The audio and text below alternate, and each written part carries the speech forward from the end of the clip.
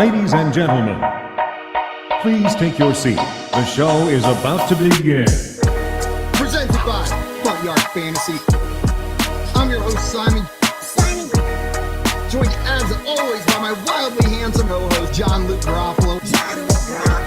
Our friend Coop with us, aka Coop A. Fiasco.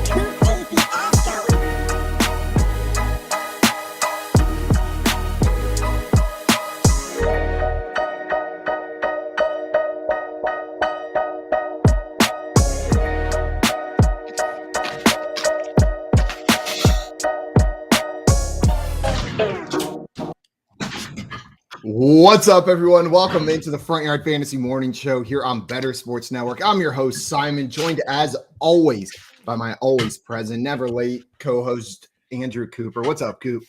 Incredibly punctual here for the morning meeting, and definitely didn't just shut the door as the show was starting. So, No. pretty good description of what I bring to the table. I think that noise we heard was the unicorn behind you jostling that basketball hoop. Is that a unicorn or am I misrepresenting? It is that the one in the hoop. That's lightning representing the lightning the unicorn. The lightning round fantasy show won for me by a one Britt Flynn at Dave & Buster's on a magical Dave & Buster's trip that produced a lot of content for the show, including this finger trap. Thank you so much, Britt. And thank you, Canton Dave & Buster's. We got NKC in the chat this morning saying, good morning. What's up, NKC? Welcome in, my friend. And Craig over here says, morning, you're missing two special letters to start the day. What did we miss? NKC, we gave NKC, we talked trash to NKC for being late yesterday, and he is here on the dot, 7 o'clock today. What a beast, dude. What a beast. What letters are we missing? So today is Wednesday. Mm-hmm. I'm trying to think. Today is also Wednesday. Anything else that today is, Coop? It's the 29th. Okay, and it's I'm trying to see if it's today is Manatee Appreciation Day. Is that what Craig's talking about? I think it is, yeah. And the letters are M and T. M and T. I'm so sorry we didn't know that. Sorry, Craig. Sorry to all the manatees out there. Not giving you a shout out yet. We gave NKC and Craig a shout out. Manatees third. It's also Mermaid Day, Little Red Wagon Day, National Lemon Chiffon Cake Day, National Mom and Pop Business Owners Day, National Smoke and Mirrors Day, Niagara Falls Runs Dry Day, Payday at Forward, and Whole Grain Sampling Day. Dude, so the Niagara Falls runs. Out of all those, which one do you think your favorite's going to be? And why is it Lemon Chiffon Day? It's absolutely lemon. That sounds like I'm going to be so ill if I actually celebrated Lemon Chiffon Cake Day. I'm looking at it and they look amazing. I've never had one of these. They look amazing. I don't know what it is. It just sounds like something where after 4 bites I'd be full, but I'd eat 50. Yeah, it looks like the kind of cake where you make it and it's good the first day, but then your grandma lets it sit out until the frosting gets rock hard. Ooh, I can't tell if it's light and fluffy or like 8 pounds when you pick it up. It might be 8 pounds. It's either the densest cake you've ever seen or the fluffiest cake you've ever seen. Yeah. Now, also, what do you think came up? Sorry. I was going to say, Craig coming in saying those letters are JL. We're over here thinking it's manatees. Oh, that's right. Yeah, I knew something was different here. There usually is a third person. Now, okay. That makes sense. JL's actually out celebrating National Manatee Day. Today he's having a little get together with some friends from college that he lost touch with, some of the manatees that he used to be close with when he lived down in South Carolina. Yeah, they all get dressed up as mermaids and they go out on the town, paint the town red, get a little lemon chiffon cake, and see what kind of day they can have. Now, what do you think came first? Manatee Day or Mermaid Day? Mermaid Day, because I bet the first time people saw manatees, they were like, what the hell is wrong with those mermaids? Know what I mean? Because they got that kind of tail looking thing. Yes. They got like a snout with like a nose and a face. There's something a little bit human looking about a manatee. It seems like one of those things where like back in the day, they were actually seeing manatees, but then they were like, oh, I saw this mermaid. And then somebody came up with Mermaid Day. And because of that, somebody then had to be like, well, it's actually not mermaids. it's manatees, so let's celebrate manatees on this day. Exactly. Some nerd couldn't let the fantasy people have their fun and was like, wow, actually Exactly. got this holiday approved. Coop, I think we busted the case. Got it solved, dude. Monday was National Whiskey Day, to which I said, I'm not drinking whiskey on Monday. not that I won't, but I'm not drinking it just because it's National Whiskey. Like, you got to give me a little better reason. Like, how about, like, all right, the college football championships usually on a Monday. I'll drink whiskey for that, but I'm not just because somebody tweets at me, oh, it's National Whiskey Day. I'm like, all right. I got good news for you. I think you're officially an adult. Right, I think you are officially an adult. You took that and you said, no, I don't want to. And you didn't. You know what I mean? Like, when you're not an adult, you're like, oh shit, I guess I gotta. No. Yeah, exactly. Yeah. When you're in college, you're like, oh my God. It's like I could be like deathly ill and somebody would be like, it's Cinco de Mayo. And I'd jump out of bed. Well, I'm missing it. We got Fantasy Nuts in the chat saying good morning. What's up, my friend? Welcome, man. Yeah. Oh, what up, dude? Is that Lewis, dude? I think that's Lewis, man, from 5 Yard Rush. What's up, brother? What time is it over there, dog? Is it it's 7 a.m. here? Probably a better time than that. Probably a more realistic time to hang out. It is, Lewis. What up, brother? How are we doing? Yeah. How's your mermaid day going so far? Are you having a blast? Or are you more of a manatee? In the UK, do they celebrate more of a mermaid day or more of a manatee day? 12 midday. So we got noon over there. All right. Very cool. Enjoy your lunch, Fantasy Nuts. What are we doing? We are talking about manatees, mermaids, and college drinking habits. Is how this conversation started. One of my best football game experiences ever happened exactly the way you're talking, Cooper. Like, I was on the brink of death from the night before, like, where I was like, okay, it was one of those ones where I said I'm never drinking again, and I meant it. Like, where like it truly was going to be a month, and I planned on not, like, the next day was the Clemson Auburn game in Auburn on a Saturday, and I was like, I woke up and I was going to bed and I was like, you're punishing yourself tomorrow. You don't get to go play with your friends. You're staying home and you're watching the game by yourself. And I woke up to banging on my door at 6 a.m. And I opened the door and it's one of my buddies with his laptop out. And I'm like, what are you doing? And I see he's got like the SeatGeek screen up and he clicks buy. And it was 4 tickets to the Clemson Auburn game in Auburn. He said, pack your things, we're going. Wow, dude. And then so we did it. We hopped in the car, drove to Auburn, and it was freaking incredible. Just one of the best game day experiences ever. And you almost let Responsible Simon ruin that day for you. I did not drink, so we stayed at least that part. That's pretty good. But I did get up and drive to Auburn at 6 a.m. that day. 6 a.m. Dude. So did you guys go to a lot of road games, or it sounds like not that many? I didn't go to a ton. A ton. I would go to the neutral site ones in Atlanta every time they were there. We played quite a few bowl games there. Went to a couple bowl games in Florida, and then Auburn and Georgia were the 2 away games that I went to in college, and South Carolina. So I guess 3. That's pretty sick. Yeah, I didn't. Bentley, where I went to school, is a D2 school, so I had a hard enough time going to the games that were at our school. I went to some of them, but the basketball team was really good. Like, they were one of those teams that, like, they went undefeated like 2 years in a row in D2, and everyone was like, go to D1, but they would have got crushed at D1. You know, it's like tough to be in that spot. No. Yeah. I mean, people always say that about North Dakota State football, right? Right. And now they're still dominant. They lost a couple national championships in that stretch, but why would you jump up when you're just going to get crushed? And you've got no shot at playing for a national title under the current system. Maybe now they do with the 12-team playoff. Exactly. Just keep winning national titles every year. Just let them live, dude. I mean, like, UMass made the jump, and now they're just like one of the worst teams, you know, rather than being, they were pretty good at the level they were at. So now they're just one of the worst teams that has one of the best nicknames in the zoo. Which is, they're the zoo? Well, they're the UMass Minutemen, but the Minutemen is the mascot. The nickname for the school is the Zoo. You never heard that? No, that's pretty sick. Yeah, ZooMass, dude. It was like, and the thing is, the school like hates it because they became the Zoo for being like, they used to be like a really rowdy party school. They still are, but they used to be too. They still are, but they used to be too. and like the school was trying to separate themselves from that. But like once you try to do that, it makes it even worse. It's like the Streisand effect, right? Yeah. So I think I've told you about Clemson moving spring break over St. Patrick's Day. So the students just made Ain't Patrick's Day, and it was 10 times more of a problem than St. Patrick's Day ever was. Yeah, good try, dude. Yeah, you end up with a real footloose situation if you try and take away fun.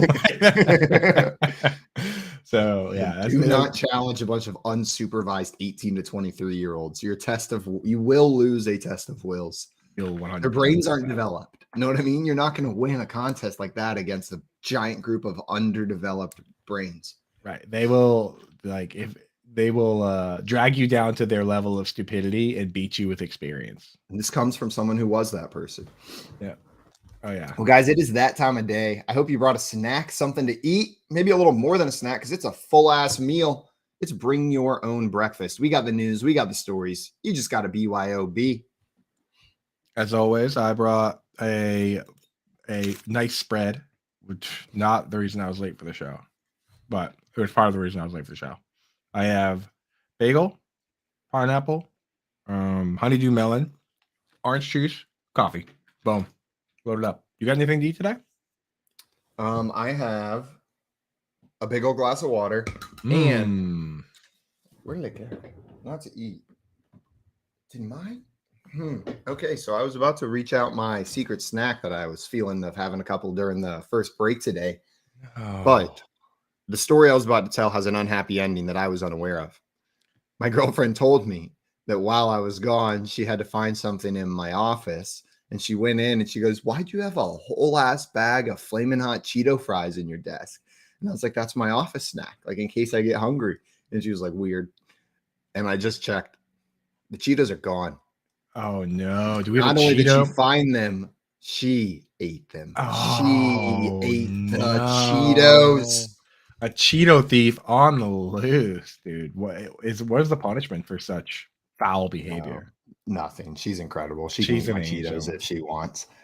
Tim She in can here eat my said, Cheetos. "Ain't patties" with a heart. Yeah, that was one of Tim's favorite days ever. I can only imagine, dude, because there's nothing that Tim likes better than fighting the man and drinking beers early in the day. And Clemson University. And Clemson University. So it seems like a trifecta of important things for Tim. And Craig in here saying, "You two are the only snacks we need today." Oh, stop, Craig. Also, we got to hit Tommy's poem before we get into BYOB. We haven't done this yet. Tommy's got a sexy poem for us today. Says, "In this great game, we all have a hero, but tell me, my dudes, who looks good in a zero?" Which is a great segue into the first piece of news I wanted to bring up. The NFL owners have officially approved that players can wear the number 0 in the NFL. And within seconds, it feels like, of this being announced, the Jaguars dropped a sick image with the 0 jersey saying Calvin Ridley will wear the number 0. And I saw it, and then I'd been trying to think, like, who would look good in 0? Who would look good in 0? And then I saw that, and I was like, Calvin Ridley's going to look good in 0, isn't he? Yes, you have to be, like, to wear 0, first of all, you have to be good. Like, you can't just be, I guess you could get away with it if you're like the punter or the kicker, and it's kind of like a little joke or whatever. Yeah. But, like, you have to be good to wear 0, because if anytime you make a bad play and you're wearing 0, you look like such a doofus. Like, it's too easy. The jokes write themselves.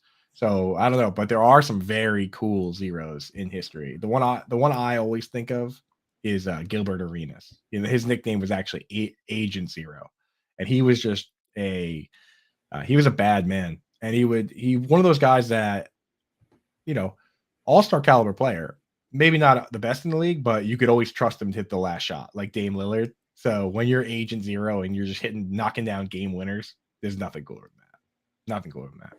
No, it's ice cold. And the reason it's so cool is because there's that risk of looking so stupid if it doesn't work, right? It's the guy calling a shot. It's the guy turning around after he shoots a 3, but he's doing that every time he goes to make a play because the 0's pasted on him. Right. Exactly. When you turn around, when you shoot the shot and turn around before it goes in, wearing number 0 with like the 3s up, that better go in. Yeah, better go My in. favorite all time, and it's one of my favorite players ever, but it's just the perfect gif of Kemba Walker where he shoots up a three, and not only does he turn around, but he does the shimmy as well. Yeah. And as you just watch the ball bounce off the rim in the background. Brutal, dude. Brutal. It's hard being Larry Bird, man. It's hard being Larry Bird. NKC asked, "Where's JL?" We talked about it earlier. You must have missed it. He's celebrating Manatee Day with his friends. They're all downtown, dressed up as mermaids, hitting the pubs. So no JL today. We may have some other special guests that might be joining us saying what up, what up. So that's coming up soon. So no fear. We're going to have our own little Manatee Day here, ladies and gents. So Tim came in here and said, "Calvin, how much money are you going to bet from now on?" 0. And those jokes also wrote themselves. We saw those start pouring in yesterday. But did you see Calvin Ridley's response to one of those jokes in a now deleted tweet? Ooh, no. What did he say? First of all, before I say this, I want to preface it by everybody watching this, have a freaking sense of humor, because I went into the comments on Reddit, I saw it on Twitter, and people did not think it was funny. But I think Calvin Ridley's pretty funny in this situation. So somebody said in the tweet, number 0 for the amount of good bets Ridley took in that parlay. And he quote tweeted it and said, "That shit behind me, but I won 36K. That's amazing, bro. 36K, dude. He's like, "I'm not doing that anymore." But he's like, "Talk shit about me gambling, but don't say I'm a bad gambler." Yeah, exactly, dude. He actually said what the bets were in his did you read his Players Tribune where he talked about it? Yeah. He said what the bets were, and he was gambling on basketball, which I think he's actually allowed to do, but then it was a Sunday and he just threw the Falcons in there because he wanted to root for his buddies. So it was a parlay. It's not like he was betting against them. Like he had inside information and was like, what inside information could he have had from his teammates? Like, hey, we're going to win today. I bet, you know what? Me and my teammates back in high school and college, guess what we would say? We're going to win today. Like, I bet we win today. Like that was always the mindset. So I doubt he had some special privileged information. He said he wasn't even talking with the team. So no, whatever. And I think most people are in agreement. It was a hardline stance that the NFL decided they were taking, and it was directly laid out in the CBA between the NFL and the NFLPA. What would happen if a player was caught gambling on the league? There was a non-negotiable punishment for Calvin Ridley based on really strict guidelines agreed to by the NFL and the NFLPA. I understand why. They want to protect the integrity of the game. So they're having like a zero tolerance policy here, but it looks silly when we look at it compared to other things. The specifics of this compared to the specifics of other people who have gotten much less severe punishments. Right. Yeah. Exactly. It makes it look so silly. Like him throwing a parlay with the Falcons in one part of it gets a year. It's just, I get it. I'm not questioning. I'm not saying they did anything wrong in the punishment they handed out. You got to look at them separately. This is due to a very specific thing in that agreement. But dude, you look dumb. NFL, you look dumb. You don't want a Pete Rose situation, so I do get that part of it, but it is wild. Craig in the chat pointing out that Nick Young does have a famous gif, like we talked about, missing the 3-pointer as a Laker, where he turns around and he is wearing 0. That is one of the famous ones, and it's especially funny because Nick Young is just such a character. Do you know Nick Young? Yes. AKA Swaggy P is what he goes by. Oh my God. He is just the most ridiculous person. I love those guys though, like J.R. Smith, Patrick Beverly. Like, if you're gonna be crazy, go all the way, right? So my favorite Nick Young I consider it like mischievous. Know what I mean? Like whenever they're out there, like cause some mischief with what you're doing. Yeah, my favorite Nick Young line is that like they know that he's that guy. So reporters, when they were going to play the Raptors, they were like, Canada's legalizing weed, just trying to get knowing he's going to say something, right? He takes it instead of, just saying something about weed, like he probably would have, he takes it to another level and goes, legalize cocaine. Like, dude, what are you doing? What are you doing, dude? And the Russell Wilson won't even say the word fart into a microphone. That's what I mean, dude. It's insane. This guy, this swaggy Russ, P, no dude. shade. I respect your vocal decisions and how you present yourself, but I also respect Swaggy P's decisions on how he presents himself. Maybe a little more. Yeah, for absolutely, dude. The more of that, the better. The more of that, as long as you're not like messing up your career or whatever, then I say go right up to the line.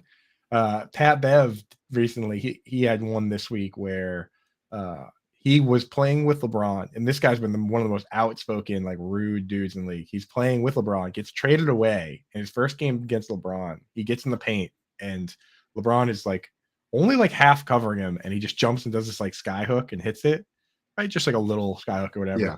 Then he turns around and looks at LeBron and does the too small thing where you put your hand like down on the ground. It's like, dude, you are such an idiot. Like, what? Arguably the greatest basketball player. Good idea. The greatest scorer in the history of the league, who obviously towers over you. He's like too small. He's the best, man. I love that stuff, dude. More of that is what I want to see.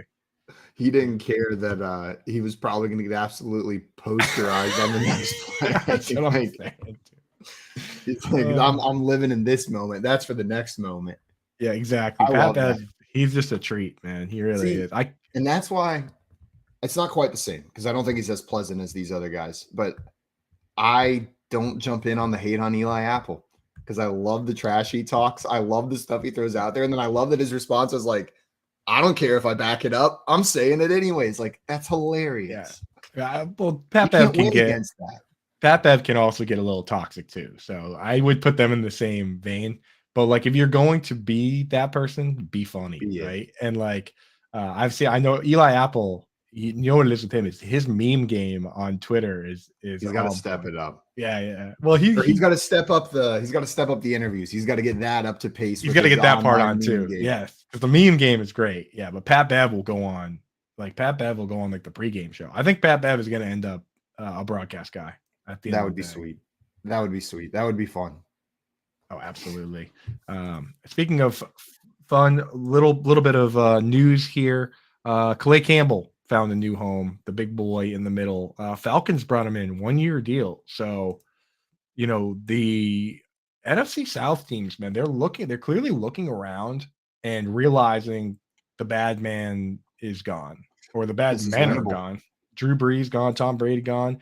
Derek Carr's in. Ryan gone. So, Matt Ryan gone, yeah. So Derek Carr is probably the best quarterback in that division now. But the Falcons are loading up like they're going to compete, and the Panthers are definitely acting like they're going to compete. Adam Thielen came out and said, I chose this team because I think they're the closest to the Super Bowl. They go out, sign DJ Chark, sign Thielen. The defense already pretty loaded. They know they're getting the first pick. They signed Miles Sanders. Like, it's going to be a bloodbath in that division this year. A lot of teams think they can win. Yeah. Then there's the Buccaneers. A extremely winnable division all of a sudden becomes very competitive with almost nothing changing. Know what I mean? Because winnable means these teams are all bad. Exactly.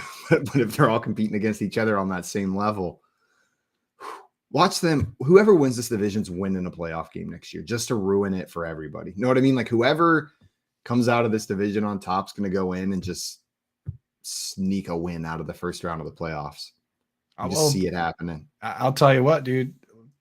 Go down and watch your local beer league hockey game, because there's the NHL is competitive, but so is the beer league, dude. And those games are close, and somebody wins it. So if these divisions are bad, somebody still gets to go to the playoffs. And we've seen teams make a little noise coming out of bad divisions. I watched a 7-9 Seahawks team knock off a New Orleans Saints that was at the top of their power. So who knows, but.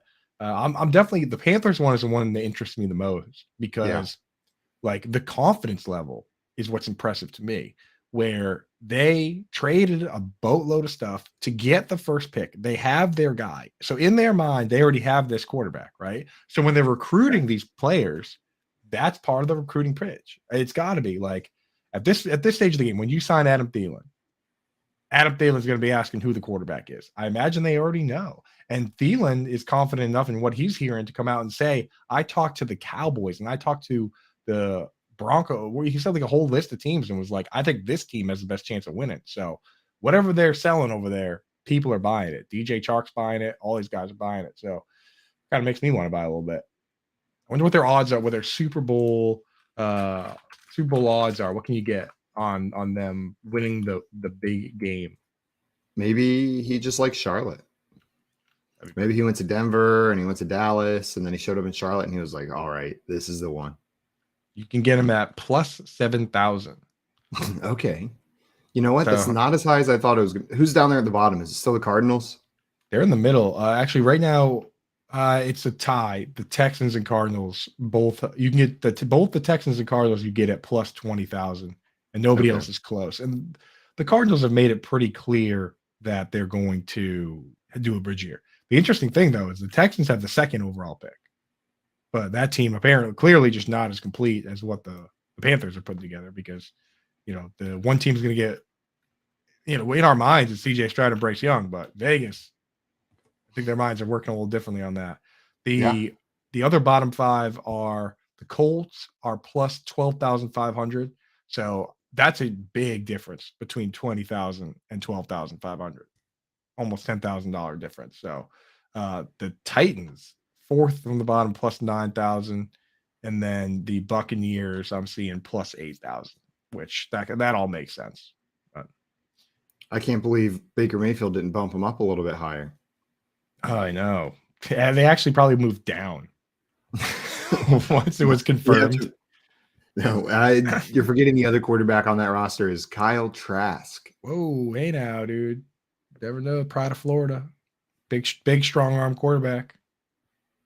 If it's insulting or rude to say that I think Baker Mayfield is better than Kyle Trask, then I'll be insulting and rude. I'll just do it. I think that's fair. I think it's pretty fair. There's a couple.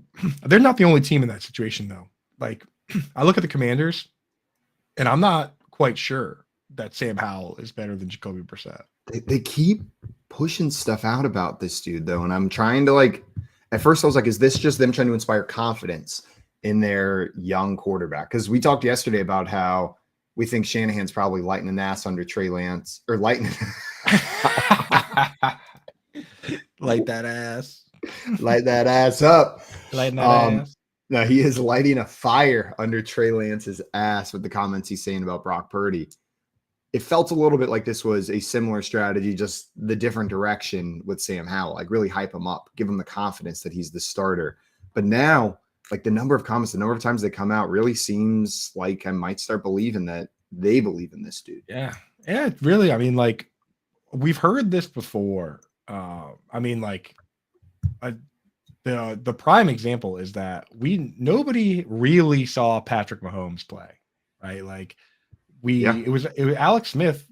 They drafted Patrick Mahomes in the first round, and then that season where Mahomes was a rookie, Alex Smith had probably the best season of his career, and he went to the Pro Bowl, right?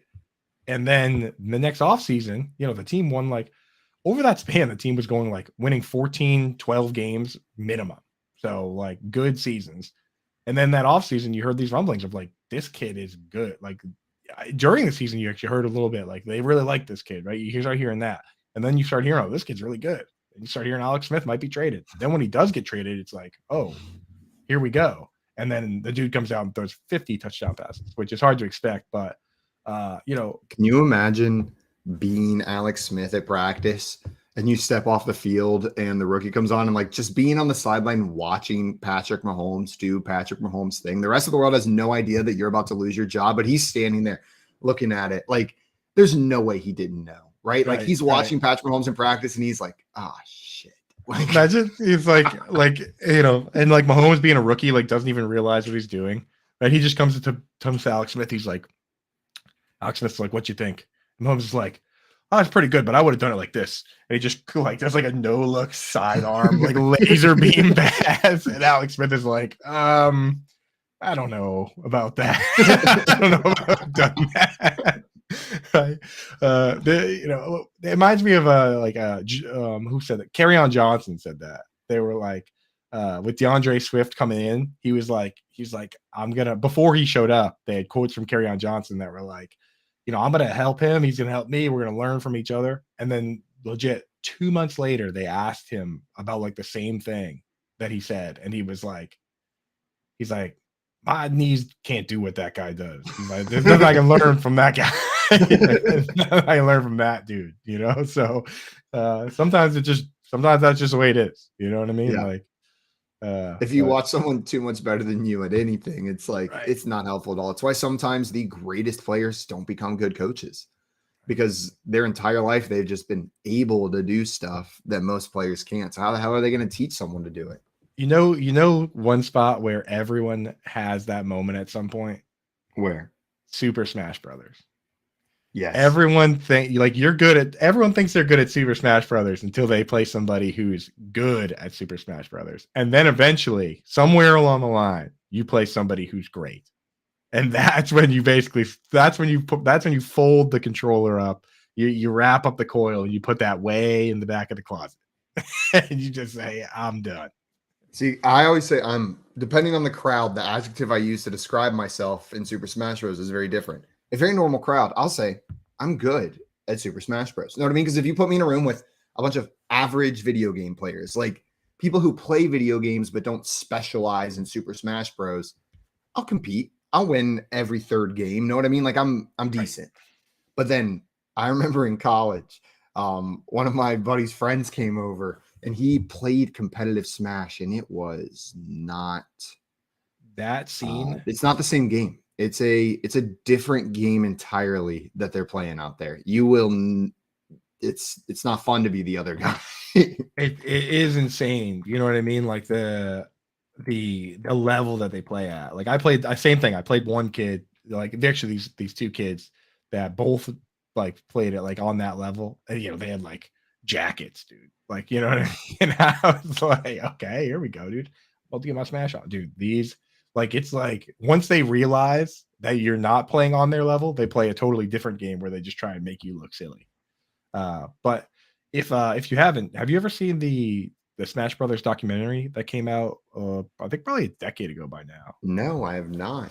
Ooh, dude, 9-part documentary. I think it's on YouTube. It's called The Smash Brothers, and it goes through and talks to all these different professional players, and they're all so very different, right? It's crazy but they're all amazing at this game, and it is insane the level that these tournaments got to, where like they're playing in front of hundreds and hundreds of people. And it's just I've been to a competitive Smash finals event at an anime convention, and it was freaking electric, man. Because the finals, they play a best of 5, right? And one of the guys, it was the number 1 versus the number 2 players in the world going against each other at this match. First guy went down 2-0 in a best of 5. And then, which is unheard of, supposedly, or so I was told by the people around me. So correct me if I'm wrong, but I don't follow the like competitive Smash, but the people around me were updating me. The guy switches characters away from his main, switches characters, pulls off a win. Instead of sticking with that character, switches characters again, pulls off another win, ties it up 2-2. And people think surely he's going to go back to one of the 2 characters that he won with already. He switches to a third different character that's different from his main, and it goes neck and neck. They're both down to life, and he lost in the final round to the other guy. But he almost the place was going nuts, man. I can't describe to you. I did not think I would be like that invested and hyped up at a Smash Bros event. But if you got the chance to go to like one of the high level ones, get out there. People got the boomer sticks in the crowd. They're screaming, the gasps. Most sports don't get a like collectively from the audience, but that is one event where you get collective gasps from the crowd. He's switching from Yoshi to Princess Peach. Do you think it haunts him at night, that last switch? The final switch, the final player switch? You got cocky, man. You let the crowd get to you. His coach in the corner is like, kid, you flew too close to the sun. They're calling you Icarus, son. They're calling you. You shouldn't have done that final switch. But I mean, I have a whole list of sporting events like that. Now I'm adding that to my list that just seem electric that I want to go to. Like I would love to go to like a professional darts.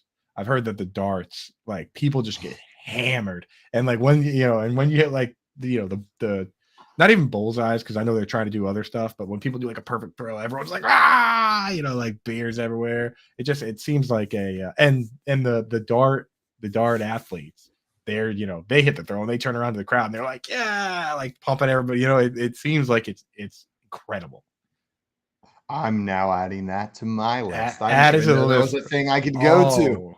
We Oh got yeah, some people in the chat. One person down here, Joey, says, "You guys look lonely." Oh, ooh, maybe Joey. maybe you could help fix that, Joey. We had a JW instead of a JL. Will that work for you, Craig? 2 letters missing. I can do you one. And That's for a the close second enough. one, we're out of L's. We're gonna have to add W's. Also, Craig in here said, "I'm not good at Smash Brothers. My son beats me already." That's okay, Craig. Wake up, Craig. Wake up. Wake up. I'll coach you. I'll coach you up. Don't switch characters. That's it. That works out. Who's your main in Super Smash? If we were to turn on Super Smash right now, what character would you pick? The 64 version, because I really I was going to say the Switch version, but if we're talking 64, that's fine. My answer is the same across all because I do play with an OG character. So I play with 3 different characters, but like if we were if I sat down and we were both like, oh, I'm really good at this, like I'm going to win, then I would pick the character that I maybe not to have the most fun with, but the one that I'm very confident I could win with, which is Samus. And I actually lied. As soon as I said what I said, I thought my player was not in the original game. In the original games, I play as Bowser or Pikachu. Okay. Pikachu is so much fun. But I could never control the fast characters very well, so I die a lot. If I can, the one that I die the most as, that I have, the one that because I can play as most of the characters. No, so Fox is actually my favorite character to play as. Oh, my special move with Fox is dart off the edge, then sink to the bottom, and then do the power jump into the wall. Exactly. So no, I'm very good with Fox. Like my main strategy is to wait and see who picks who. Like if somebody picks Samus, I pick Fox, and then I can just deflect that big ball, which is the best part of the game, is deflecting stuff with Fox's shield, in my opinion. That's why Fox is the most fun. But I have a way of playing Samus that is incredibly annoying, and I can win. I'm also kind of like playing as Kirby, but Donkey Kong is a ton of fun too. The one character I can never figure out and that I'm absolutely terrible with is Yoshi. Because he only has 2 jumps. So, and I'm all in my mind, I'm always banking on a 3rd jump, and I just never figured out the whole like with the feet thing. I'd never really figured it out, so I cannot play as Yoshi. I can play as, I'm looking at this list of characters. Link is a lot of fun. All these characters are fun. I just can't do Yoshi, man. I can't do it. Well, my primary character now, ever since they've been introduced, is Princess Peach.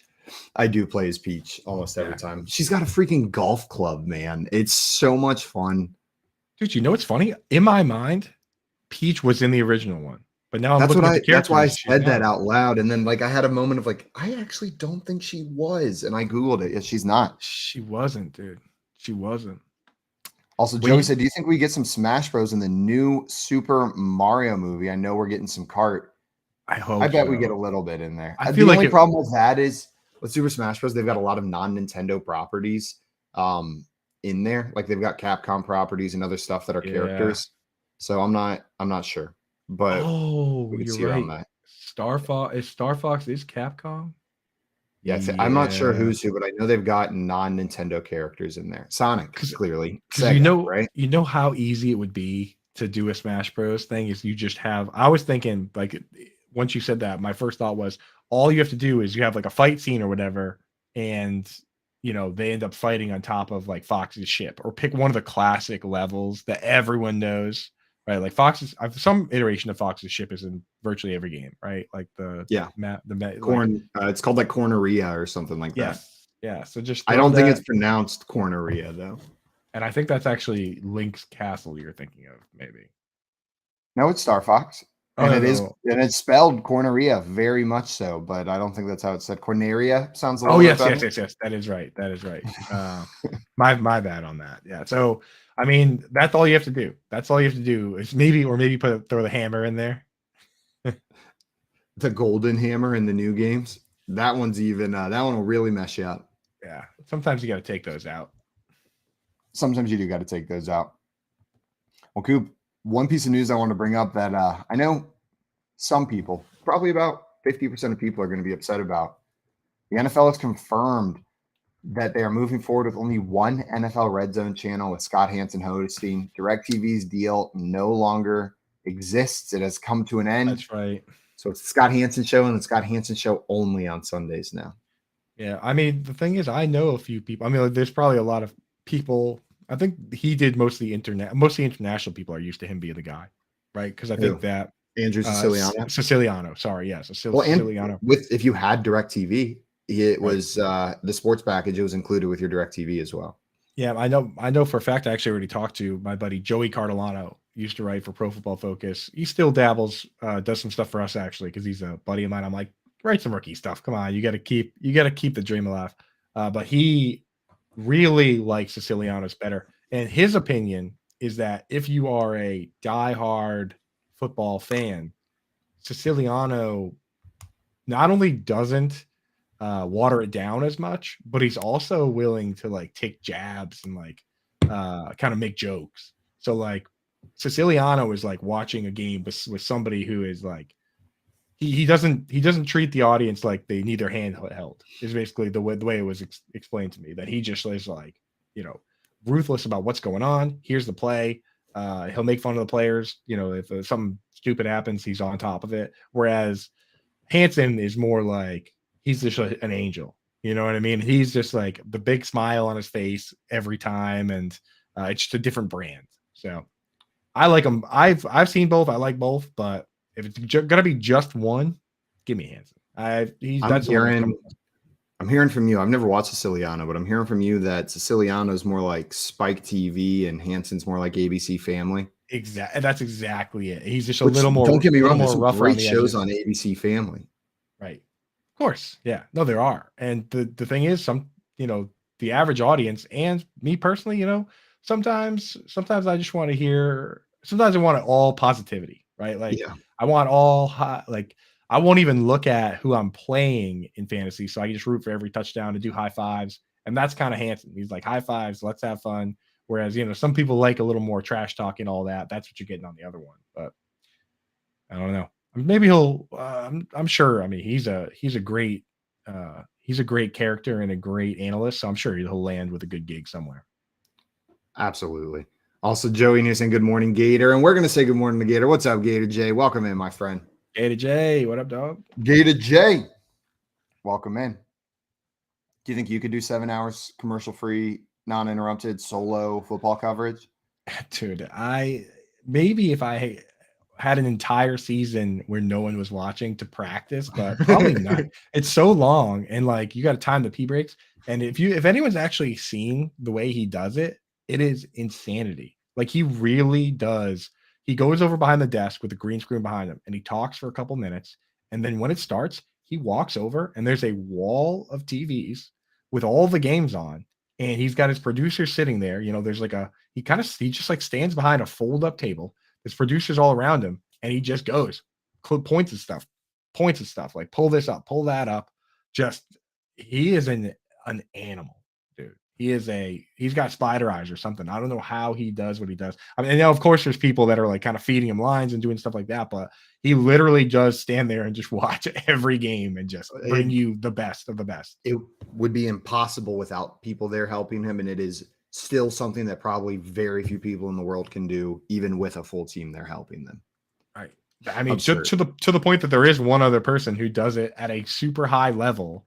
And because he does it so well, people look at Siciliano and they're like, no, I like this other guy. It's like Siciliano is probably the second best person in the world at doing that, Yeah. So, just look at the picture of him standing in front of the TVs and you'll be like, oh my God, like this is not, I didn't think he actually did. I personally didn't think he actually did what he does. It's insanity. Yeah. Dustin in here. What's up, Dustin? Saying Falcons make a move. We talked a little bit earlier about this move. Clay Campbell signing with the Falcons, and Coop, I do love the point you brought up that these teams are making moves because suddenly they're like, oh shit, we can make the playoffs. We can win this division. Ooh, it's anybody's game. That's what they're saying. It's all just like, it feels like the beginning of the Hunger Games when they get dropped off right by the cornucopia. And like some of the teams choose to run the other direction. Like, no, we're getting out of here. But like the entire NFC South is sprinting straight towards the free agency pile. They're like, They're going to kill each other on the way back, but they're going to have a couple pieces to do it with. Yeah, and the Panthers are kind of like that guy, the blonde guy that uses the water. Like they're going under the water, you know what I mean? And covertly doing all this. And if they hit with the quarterback, which I don't know which way are the tides turning these days, because it seems it's been back and forth. Are we on CJ Stroud or are we on Bryce Young these days? I have Or is it recused Anthony myself. Richardson? I've recused myself from this thought experiment for at least 5 days. That started 3 days ago, so I've got 2 more days left until I can participate in the thought experiment of who are the Panthers taking at number 1 again. Because it was just causing mental whiplash, man. Of back and forth and back and forth and back and forth. Every day a different quote, different news story, different beat writer, different unverified opinion. It's getting wild out there. And watch, it's going to be Will Levis. I know you said you're taking. I know you said you're taking time off. But what if I pulled out my laptop and I bought us tickets to Auburn right now? Could I? I'm in, baby. Who you got? Bryce Young. I think it's I Bryce like it. Young. Yeah, I mean, we had Brandon Huffman on the show. One of the most respected scouts in the industry, a big kind of pioneered high school to college scouting. And he came on and he was like, in one part, because we were talking mostly about tight ends, and he's like, at a certain point, you have to just pick the guys that can play, that are absolute ballers, that when you see them play, they have it. And 2 names he brought up were Josh Downs, which we were talking about tight ends, so for him to bring up Josh Downs and Josh Downs' little brother is a big plus for them. And he also said Bryce Young, and his quote when he was talking to us was basically that, like, forget the size, forget everything else. Like, this guy can't play football. So at the end of the day, whether he goes 1 or 2, I believe if Brandon Huffman believes in Bryce Young, it makes it very easy for me to believe. Yeah. Because that guy's watched a lot of football, has he not? Yeah. And I trust his eyes way more than my eyes, but my eyes tell me similar things when I go back and watch Bryce Young. So there's some confirmation there as well. When I go back and watch both of these players, I watch Bryce Young and I think, holy cow, that dude's special. I don't care that he's 5'10". So we'll see how that translates in the NFL, but I'm excited for the player. But truly, I'm not going to be shocked if it's Anthony Richardson, Bryce Young, or CJ Stroud that the Panthers end up going with at 1. No, I wouldn't be shocked either. It would shock me. Again, like we hammer this all offseason so hard that almost nobody shocks me. I think I would be shocked if it was Will Levis. Oh, look what we have here. Look what the cat dragged in. I usually wait for the break to come in, but I decided I'm not going to follow the rules and that I'm going to be a rebel this morning. Yeah, producer Keith is definitely asleep, and you just let yourself in the door. Is that what just happened? No, I texted you and Simon, will you guys shut up and please bring me on? We were trying. We had important mermaid talk to in Super Smash talk. Yeah. Joey, what's your opinion? Mermaids real or not? I haven't asked Coop this yet, actually. My daughters watch the show every day, so mermaids are absolutely real and are an enchanting part of this world. Agree. And they're all very nice and very pretty. And if you do happen to meet one, they'll be your best friend. Yeah. And they're all princesses as well. Every single mermaid is a princess. So if you meet one, what about mermaids? Not just a mermaid, but a mermaid princess. No, never merman. No, those are fake. That's not real. They're real, but they're the other way around. They're flipped. So you have like the fish head with the people legs. Did you guys see Cabin in the Woods? Yes, I did. There was a merman in that movie, and he was terrifying. Yeah, he was terrifying. The merman, most mermen in movies are pretty scary. The one in The Shape of Water was pretty scary at times, I thought. Yeah, but he's real skinny, so you feel like you could take him pretty easy, Until you see him. Until you get in the water, and then you're screwed. Until you get in the water, and then you're done, dude. Yeah. Also, we got Gator Jane here saying the whole Campbell interview per rap sheet is crazy. ATL owner never talked about on-field performance, all community relations and charity work. It's pretty cool. I mean, they know what kind of player he is. You know what I mean? How much you need to talk about Calais Campbell's on-field performance? Like, right? It's Calais Campbell, right? JL in here said, "Good morning, familia." What's up, JL? Welcome in, my friend. Good morning, JL. JL's a bub. They realized something cool with our names this morning, JL. That you're JL, so you're like an L, and I'm JW, like a win, and you're a loser. but I don't know. That was pretty cool. I was glad we discovered that. I came to that conclusion, dude, and that's why Mhm. this is kind of a winner show. So sorry. So Tim in here said fish head and human legs would be pretty inefficient. It's 5 minutes. If I had the board the jail had, you would hear chirp, chirp, the but crickets. much better than that right there. Craig's got your back. He says, "Great joke, Tim." So, Great joke, Tim. Well, guys, I think it's good that work, time. guys. Joey, have you ever been here to help us with our Weddle before? I haven't, and I normally do it in the mornings. But if I don't get to do it with you guys, but I didn't do it this morning because I knew I'd get a chance to do it today. I did do my frame though, and got it in 2. So that's Yeehaw. Framed is the movie one, right? Yeah. Well, Joey, Yes. since you've never done this with us before, guest host today.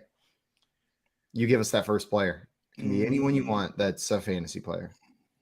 Let's go with somebody I'm really high on this season, Samaje Perine. Ooh, Samaje Perine. And they do have his new team on there. So Denver is incorrect. He is not in the AFC West or the AFC at all. So we know this player's in the NFC. Okay. Not a running back, taller than 5'11", but close. So 6 foot or 6'1", age younger than 27. So 24 or younger. And then the number is 31 or lower. So position wise, probably not a tight end at 6 foot or 6'1", right? We're probably looking at a quarterback or a wide receiver, but it really could be either. So And if his we age just is name, under 24. Samaje Perine's 5'11". He's way bigger than I thought. what'd you say, Joey? He's under 24 years old. Yeah, his age is going to be 24 or younger. So And he's in the NFC. NFC. Under 34 too, so probably not a tight end unless Well, and the height makes it hard for a tight end as well. Makes it hard for a Because tight the end as well, tallest yeah. they can be is 6'1". There are some tight ends that short, but not many. he's probably a wide receiver. You want to guess? most- Let's just Coop throw out an NFC wide receiver. that could be at 24 years old. How about Devonta Smith? Devonta Smith, and height wise, yeah, he's taller than 5'11" and probably close. Let's see if this is Devonta Smith. Number 6. Okay, Philly's correct. NFC East is correct. Wide receiver is wrong. This player is taller than 6'4". They are 24 years old, and their number is lower than 6. Is this Jalen Hurts? I think it's Jalen I Hurts. think it might be Jalen Hurts. This has got to be Jalen Hurts. Boom, baby. Got it in 3. Lick our Weddle. That was We- quick. Don't say that. We'll go to Weddle. And Dustin says that we can do the hard Weddle today. In fact, he says, "Do the hard Weddle, please. Lick our hard Weddle." I mean, Let's go. sounds like the romance weekend talk coming out. Right? Yeah. Okay, well- mermaid talk. Mhm. What I were you forgot saying, that you Joe? mentioned the show with the kids. No, they're not listening now. Oh, Just okay. a little- yeah, I just anytime that I'm able to be like, "Hey, look what Daddy said," I'll show them like a clip of something I said that like they're interested in. So. Yeah. It's usually like offensive linemen or mermaids. Those are the 2 things I really Very, like. So. Perfect. very good. Well, now it's time to do the hard Weddle. Yeah, Joey, let's you gave do it. the player on that last one. I'm going to Do give it the hard. player on this one. We've got 10 guesses, same rules. And the player that we're starting with, we like to start with linemen. So you know what, Coop? I feel like you got the most lineman names floating around in your head. Give us a lineman. How about we start with Frank Ragnow? Frank Ragnow. What about Frank Raglater? Okay, Ragnow or Raglater. position is incorrect, but it is yellow, which means we're on the right side of the ball. Center. So this is an offensive player. Okay. They are not in the NFC, so they're in the AFC. They're shorter than 6'5" by a lot, so 6'2" or shorter. They're younger than 26 by a lot, so 23 or short or younger. And their number is much lower than 77. Okay. So 74 or lower. Yeah.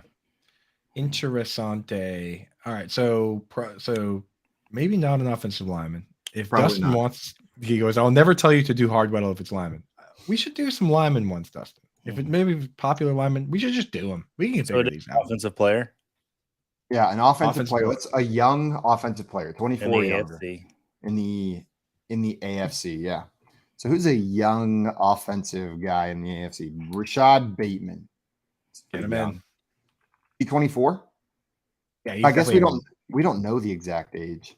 Okay, position is correct. They're even younger than Rashad Bateman, so younger than 23, but they Wow, are younger than 22 or 23. 21. They're taller than 6'1", but close, 6'2" or 6'3", and they're in the AFC. What about Alec Pierce for the Colts? He's a young Yeah. wide receiver. He's a young He buck. Yeah, let's throw him in there. I forget how tall he is. Okay, He's the tall age is enough. correct. And he is Yeah. tall, but he's a little bit too tall. So we have Okay. circled in on the height at exactly 6'2". The age is 22. The position is wide receiver. They are in the AFC, but not in the North or South. And their number is lower than 14, but higher than 7. So, 22 exactly. So that's fairly young. JL guessed Treylon Burks. Is he super young? yeah, I mean, He- last year was his first year. He's in the AFC South though. He's on Yeah, the that's He right. is AFC South. I think I Waddle's don't too old at this point. Rondo So- Moore is way too short, Hal. And he's in the NFC. Yeah. This guy's 6'2". What up, Hal? How Yeah, tall? what up, Hal? How was last year? Josh Palmer's second year, or was it his first year? No, Josh Palmer's older than that. It's his, Okay, all right. So yeah, it's not he's gonna Josh be Palmer. older than that one. Jalen Waddle. Is he young? He Well, is. I think he's older than 22. You know what? It could be Josh Palmer. He still is fairly young, but I want to say I he's feel like- at least Also- 23. He's Yeah, been around for I- 2 years. He's been Yeah, around for 2 years. so it's not This has that. got to be a second-year player, I think. Garrett Wilson. Garrett So Wilson. he's in yes. the East. Oh no, he's only 21, dude.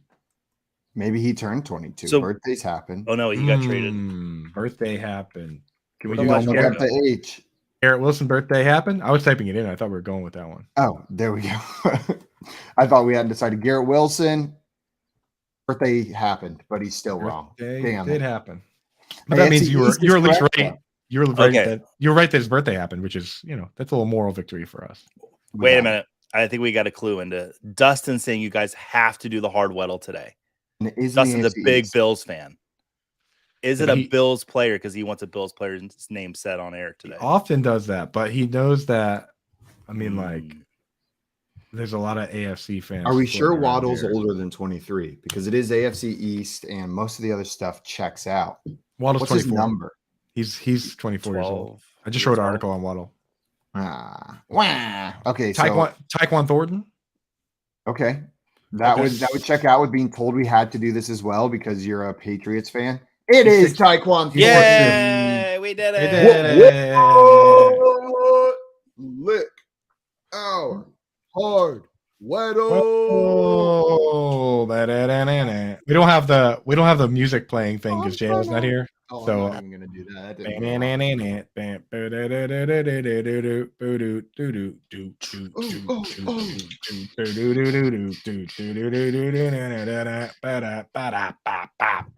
Ladies and gentlemen, are you ready to Weddle?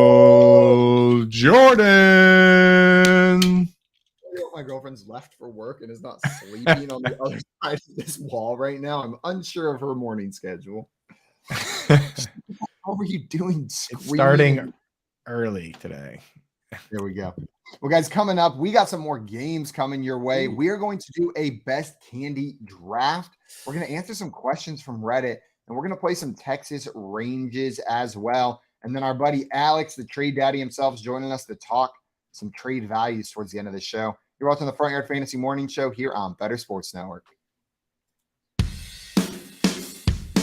Front Yard Fantasy with Simon, JL, and Coop. Sell me on doing away with the 2-conference system in the NFL. Is it really a sale whenever this is something that's commonly agreed upon? I'm selling you on water being wet. I'm selling you on something that is objectively true right here. We look at teams at the end of the season and we go, how the hell does one team have such an easy schedule while another team is just absolutely getting obliterated? And that's because of the 2-conference system, because the division system feeds into this conference system. It's a symptom of the greater problem.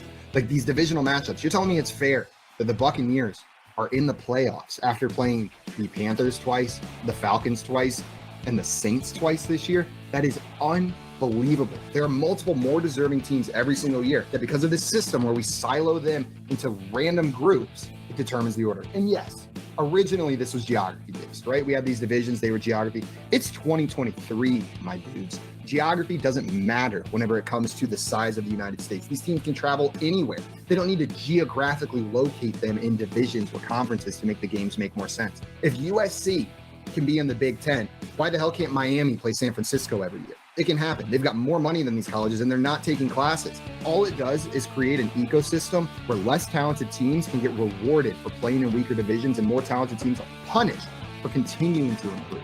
Damn, bro. Drop the mic. I like to picture some geography teacher out there just threw a pen on the ground. He was How dare you? he smacked the globe. He was like, what do you all mean? the hard work we've done. 2023 geography doesn't matter, right? Smacks his You know globe. how long it took for us to get respect? Globe goes spinning around, right? Geography doesn't matter. How dare I'm you? just imagining they ripped on the world map and underneath is algebra 2. Like they just go straight into being a math teacher. Yeah. Lunch Money with Kyle and Ray. Weekdays at noon Eastern, presented by fantasyguru.com. Paper straws. Oh, they're so bad. Ray, I mean, I'm almost tempted to say screw Mother Earth. Give me a real straw. The paper straw thing is a step too far in saving the planet for me. It's a great idea. The problem is it has to last. Like it can't go mushy halfway through my drink. That's And the I think problem. That's the problem. They have a hard time standing up if you don't drink that. 100%. That's my issue, Ray. I'm all for taking care of the only planet we got.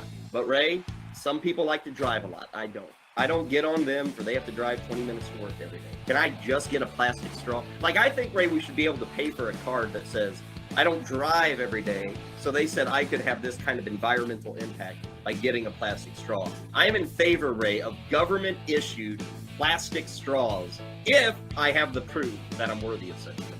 If you want it, you get it. It's kind of like the Clear Pass. You know, Yeah, at the there you go. airport. Okay. Like, Ray, I'd be willing to pay an extra $2 a year, and I get as many plastic straws as I want when I go out to the restaurant.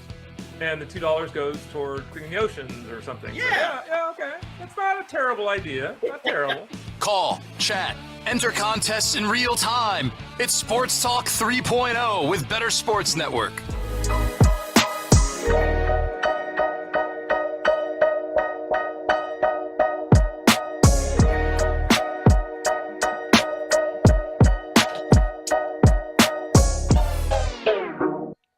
What's up, everyone? Welcome back to the Front Yard Fantasy Morning Show here on Better Sports Network. Gator J in the chat saying every geography teacher in the world is flipping out when they hear that break. I will say it's ironic that that's one of the breaks on here because geography was like my favorite subject in school. I loved geography. I was a geography nerd. Freaking love them, Matt, man. Also, the other part is people listening to that probably think you're like really passionate about the subject, but they don't realize that we were playing a game where you were forced to be passionate about whatever subject we picked for you. Not that you didn't crush it. Not that you didn't crush it, but like no matter what it was, you were gonna have to bring the heat, right? At least it was that one because I agree with the words I said in that one. Sometimes we make us defend ones where it's like wildly off base. Yeah, it's funny that I mean you did crush that one. That's the thing. It's you sold me on it, but there are definitely some ones that like if people could clip ones that are just like that where you have to defend like farting on an airplane, right? Like right. They could have clipped that. Well, if you're just joining us, guys, our friend Joey Wright, FYF fam member, is guest hosting with us for the rest of the show today. And Joey, have you been prepping for our candy draft? You've been I wrote 4 down on a little note that I have on the side of my screen. I love these 4 candies, but I can pivot. I can, improvise need be. That sounds like a man ready to tilt. That sounds like but it's only fun when I do tilt. So this is going to be a tough one. I can already tell. When do you guys eat candy? Like, when is the times like this is candy time? On a road trip. Whenever we pull off at the gas station and run in. Do you want anything? And it's always, yeah, get me a bottle of water. But then I stop by the candy aisle and I grab my girlfriend's favorite candy and a couple candies for myself, and we head on back on the road. But not really outside of that. When do you guys eat candy? I definitely eat candy, and this is super cliche, but like I have specific rules for when I actually go to the movies in the theater, and that you're on board with that, Joey. Like it involves like I have to get a cherry Coke and I have to eat some kind of candy. That's just part of the game. And then you have to hold your pee for the last 30 minutes of the movie. Yeah, because of the cherry Coke. It's Yes. it's not a movie theater experience unless that's what's happened. Yeah, well, that's because you go and they're like, we have 3 sizes: small, medium, and large. And then I order a small, and they're like, well, the medium is only a hay penny more money. And I'm like, okay, whatever, give me the medium, right? And then they're like, here's your medium soda, sir. I'm like, okay, thank you. Right? Like, They send an employee to carry it to the theater for you with a Right. wheelbarrow. It's like the forklift starts going, here's your soda, sir. I'm like, well, Yep. thank you. I'm going to my seat like, thank you. Movie theaters are preposterous with their drink sizes. My favorite movie theater near me closed, and I'm very sad. Oh, which one was it? The Baiju Cinema. It was made by, I forget the name of the company, but it was inside this old rundown mall. It was an ArcLight, in the wasn't it? bottom. It was what? It was an ArcLight, wasn't it? I do not remember. I just remember freaking loving it. It was cheap as hell. It was in the bottom of a rundown, decrepit mall, and it was always empty. And that explains why it closed. But it was nice having an empty movie theater. Yeah. Joey, are you Well, guys- on the movie subreddits? Yeah. But I can't tell you which ones. Why can't He's you got tell a me? secret user. No, I can't. I mean, I'm on film. You're on cinema, film. Criterion. Are you on box office? No. Are you on there? I'll get on there if you're on there. I pop in there because it's kind of interesting. The people in there are very in tune with the numbers, and they're okay. Yeah, I would like that a lot. It's a big part of the whole thing is kind of predicting. They play a lot of games where it's like, predict. They put somebody puts a graphic up and it's like predict which of these movies is going to have the highest box office numbers, and they come out and they're like, oh man, this movie smashed. I didn't see it, and they talk about like how much money the movie made and stuff. It is kind of a fun. It is a fun. See, I would really enjoy that subreddit. I was in like a general movie subreddit at one time, and there was just a little too much.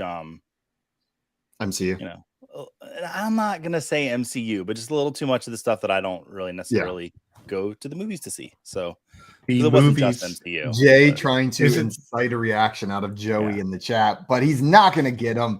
But we are going to get into our candy draft. Yeah. And I've got let's talk movies. Let's scrap it and talk movies. What do you think about Wes Anderson's new movie, Asteroid City? No, I can't wait for the trailer. It comes out today. Does it come out today? Oh my god, that movie is. We got a poster yesterday.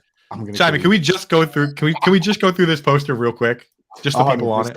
100%. Do you want to do it, Joey, or you want me to rattle? I don't have it up in front of me, but I already have it up. Listen to the people that are in this movie. Okay. Jason Schwartzman. Good. Scarlett Johansson. Amazing. Tom Hanks. Yeah. Woo! Jeffrey Wright. Those that don't know, he was he's the robot, the main robot in Westworld. Spoilers. Tilda Swinton. Love her. Used to hate her. Love her now. Bryan Cranston. Are you familiar with him? I love him. From Malcolm in the Middle. From Malcolm in the Middle. Yeah. Edward Norton, isn't it? Like him, wouldn't want to hang out with him. Adrian Brody, isn't it? If we address all these people, then this is going to take forever. Let me hit the list. Liev Schreiber, isn't it? Hope Davis, Stephen Park, Rupert Friend, Maya Hawke, Steve Carell, Matt Dillon, Hong Chow, Willem Dafoe, Margot Robbie. Ooh. Yes. Sorry, I had to give her a whoop. Hot. Tony Revolori, who I don't know.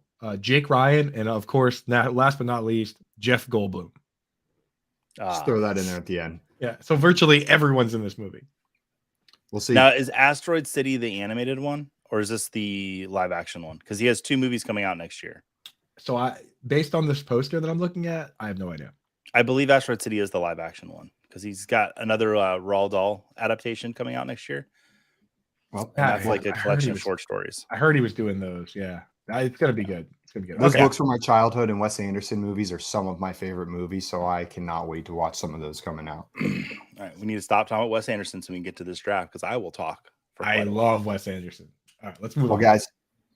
Let's jump into this draft here. We're going to determine the draft order first and foremost. So let's pull this up. Joey, we're going to determine your number first. I'm going to do a random number generator between 1 and 3. 2, you are going right in the middle. Joey, Coop, do you want to have your number determined next, or do you want my number determined next? Why don't you determine your number next? Okay. It is 3. So I will be picking down here at the end on the turn. And Coop, You got that first overall pick. Even when we don't do you first, the random number generator still loves you. We're going to do 5 rounds of this. Best candies or favorite candies, whichever way you want to look at it. Right. Yeah. I mean, the way candy works, I mean, there's so many good candies that to a certain degree, you have to pick your favorite. Yeah, there's some gamesmanship to it. This one, I know it's not going to get back to me, and I know that I always appreciate it, and I appreciate every version of them. I appreciate the mini ones. I appreciate the regular ones. I appreciate the dark chocolate ones. I especially appreciate anytime they make them shaped like eggs, right? Like, or pumpkins, or it doesn't really matter. Give me Reese's peanut butter cups. Like, to me, Reese's peanut butter cups just do not miss. They don't miss.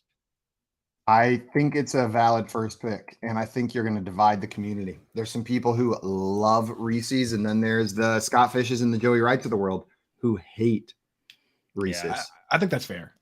Like, but for me personally, I look at the tier, right? The top tier of candies, and I have to pick my favorite of that group.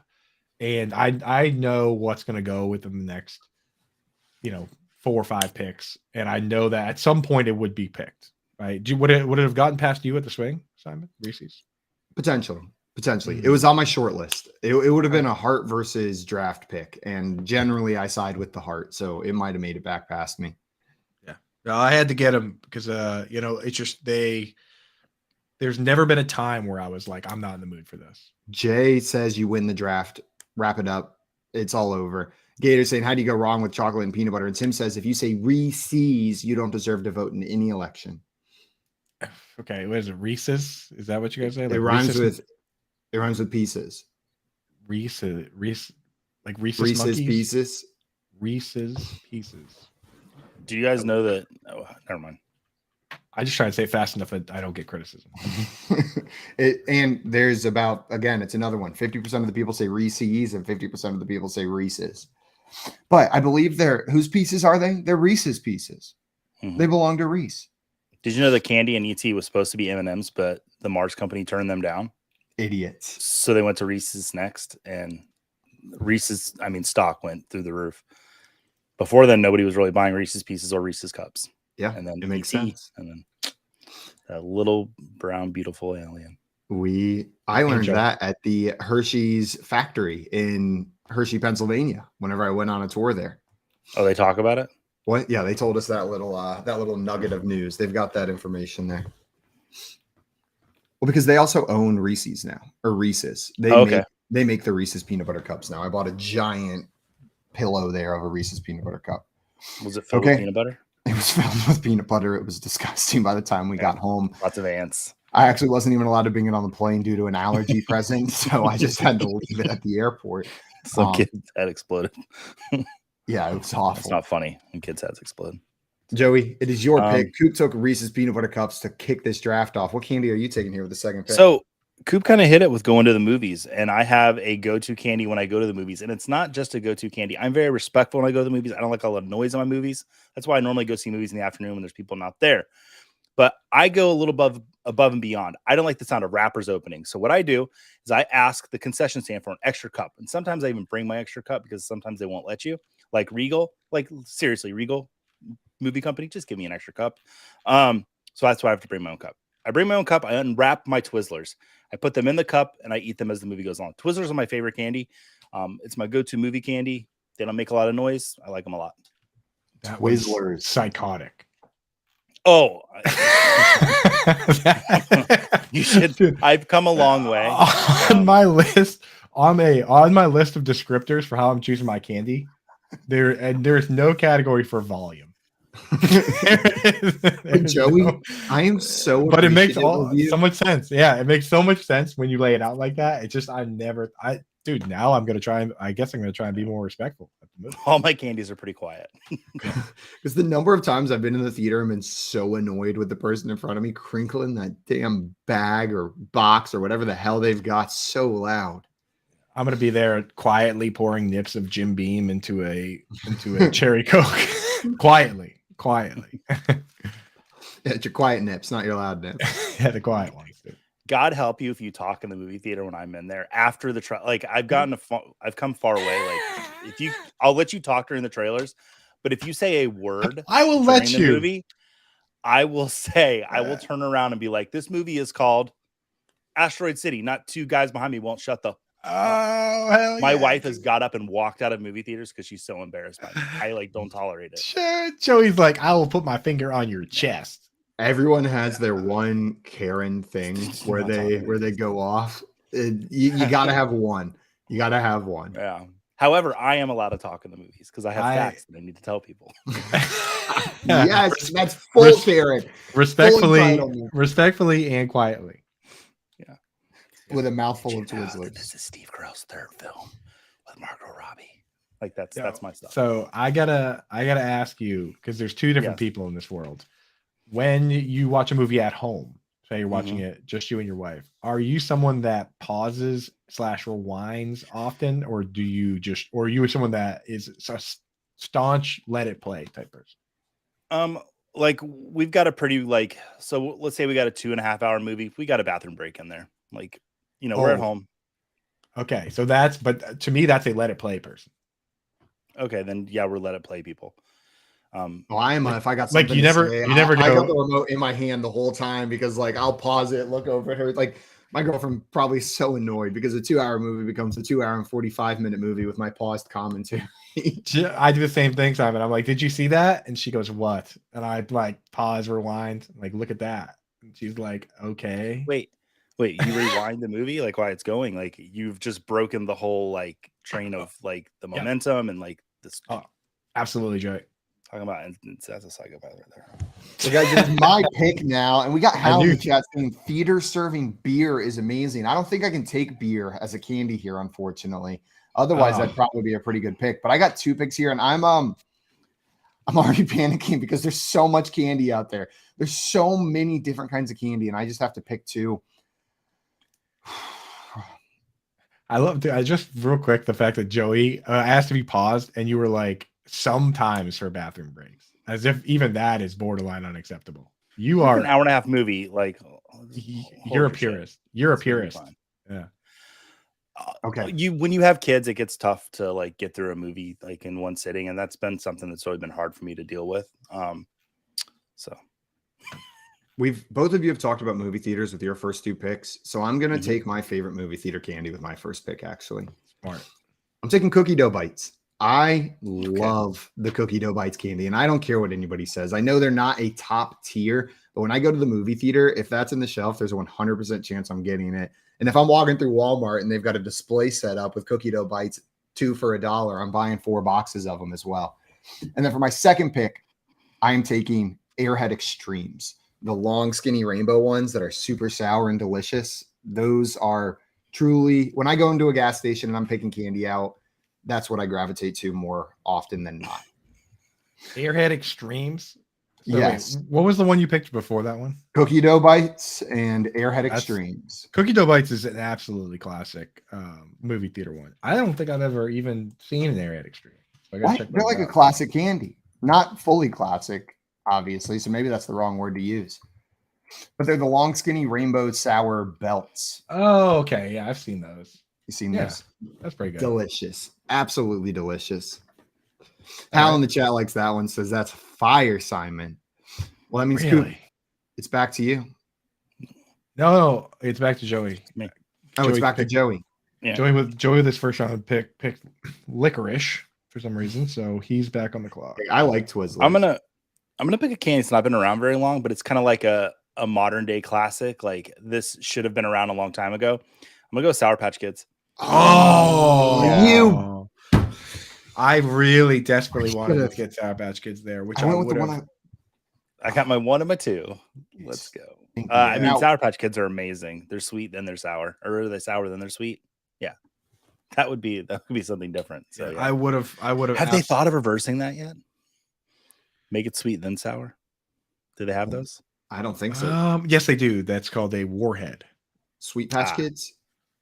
Sweet Patch. Oh, no. Warheads are sour than sweet. I don't think they've done a reverse, Joey. I don't know if there is a reverse. Oh my God, this is our $1 million idea, guys. Wow. the sweet then sour reverse. Sweet patch adults. They're bigger too. Just watch out. But maybe they've tried that and everyone hates it. Like you have to have the sour part after, otherwise it's bad. It's another Or quiet the cup sweet part. candy too. Just Yeah. pour them in, Dude, put 'em in the cup, oh man, don't make any noise. that puts me on tilt because I had Sour Patch Kids were in like Reese's peanut butter cups, and then Sour Patch Kids were 2 for me, and that was like a tier of its own. Do you prefer the regular Sour Patch Kids or the watermelon ones? That was going to be my next question. Yeah, it's an important question. I feel like watermelon's the most widely available at the movie theaters. Like I can't say that I've actually. Yeah, I think I would stick with one flavor, so watermelon. Yeah. So That's for my me, girlfriend's number one favorite candy is the Sour Patch watermelons. for me, and this might be breaking the rules here, but I divide them into individual flavors, of which watermelon would be my second favorite flavor. But the red ones from the original grouping are my favorite ones. God, red candy's the worst flavor of all candies. Dude, first of all, red is different in everything. Watermelon, the watermelon ones are red. They're pink. No, they're red. They're literally pink. You're talking about, they look like watermelons. They're pink and green, the color of a watermelon.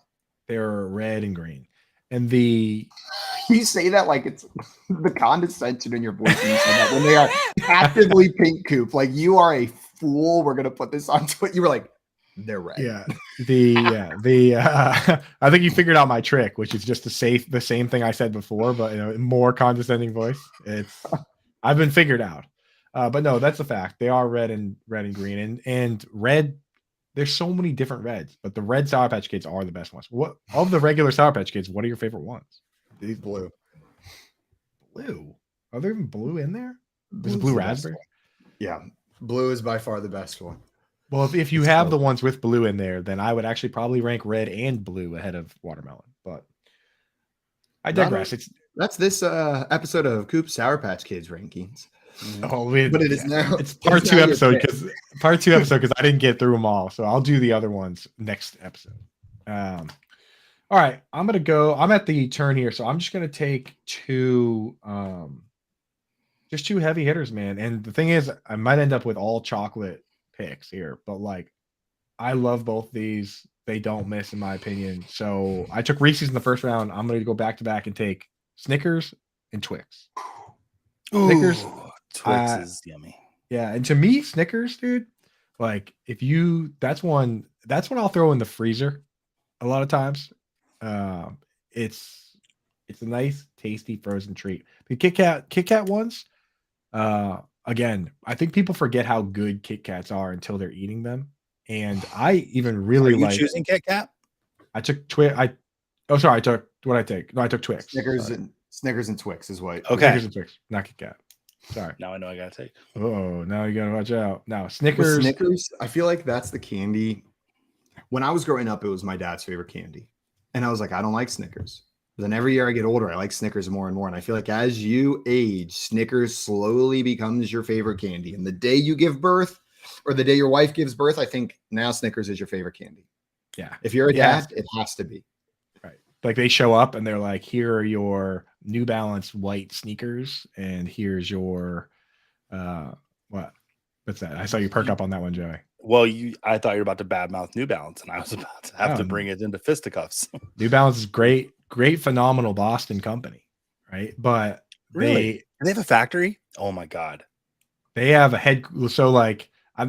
have the headquarters here, which you can tour, which is way cooler than the factory because it's like more like they just have stuff on display, and it's really cool rather than just like seeing like manual labor, right? So, Simon, will you fund a Starts and Citations at the New Balance headquarters? Will I fund it? Yeah, like will you guys pay for that? Yeah, okay, sure. Cool, thanks. Yeah, absolutely. Yeah. Come on up, dude. You stay with me. We'll fund the travel. You have to figure out how to get in. Maybe we recommend illegally. Yeah, New Balance that's one part of the episode. New Balance and Reebok are both up here. But the thing with New Balance has very cool shoes, but they also have like the quintessential chunky dad shoe too. So you get your New Balance, you get your Snickers, and you get your what a crew neck sweatshirt, and then you're ready to be dad. You got everything you need. Coop with the double chocolate turn there with Snickers and Twix. But you got some, those are the ones that disappear from the Halloween candy quickly whenever you're a kid. Those are going to be gone pretty fast. Before we move on to your next pick, Joey, we got some people in the chat in here. Hey, Sheila let's say hi in to here, him. wishing us blessings. What's up, Sheila? Good morning. And we Sheila, got Nick in here saying red vines are fire. Nick DiNuccio. What's up, Nicholas?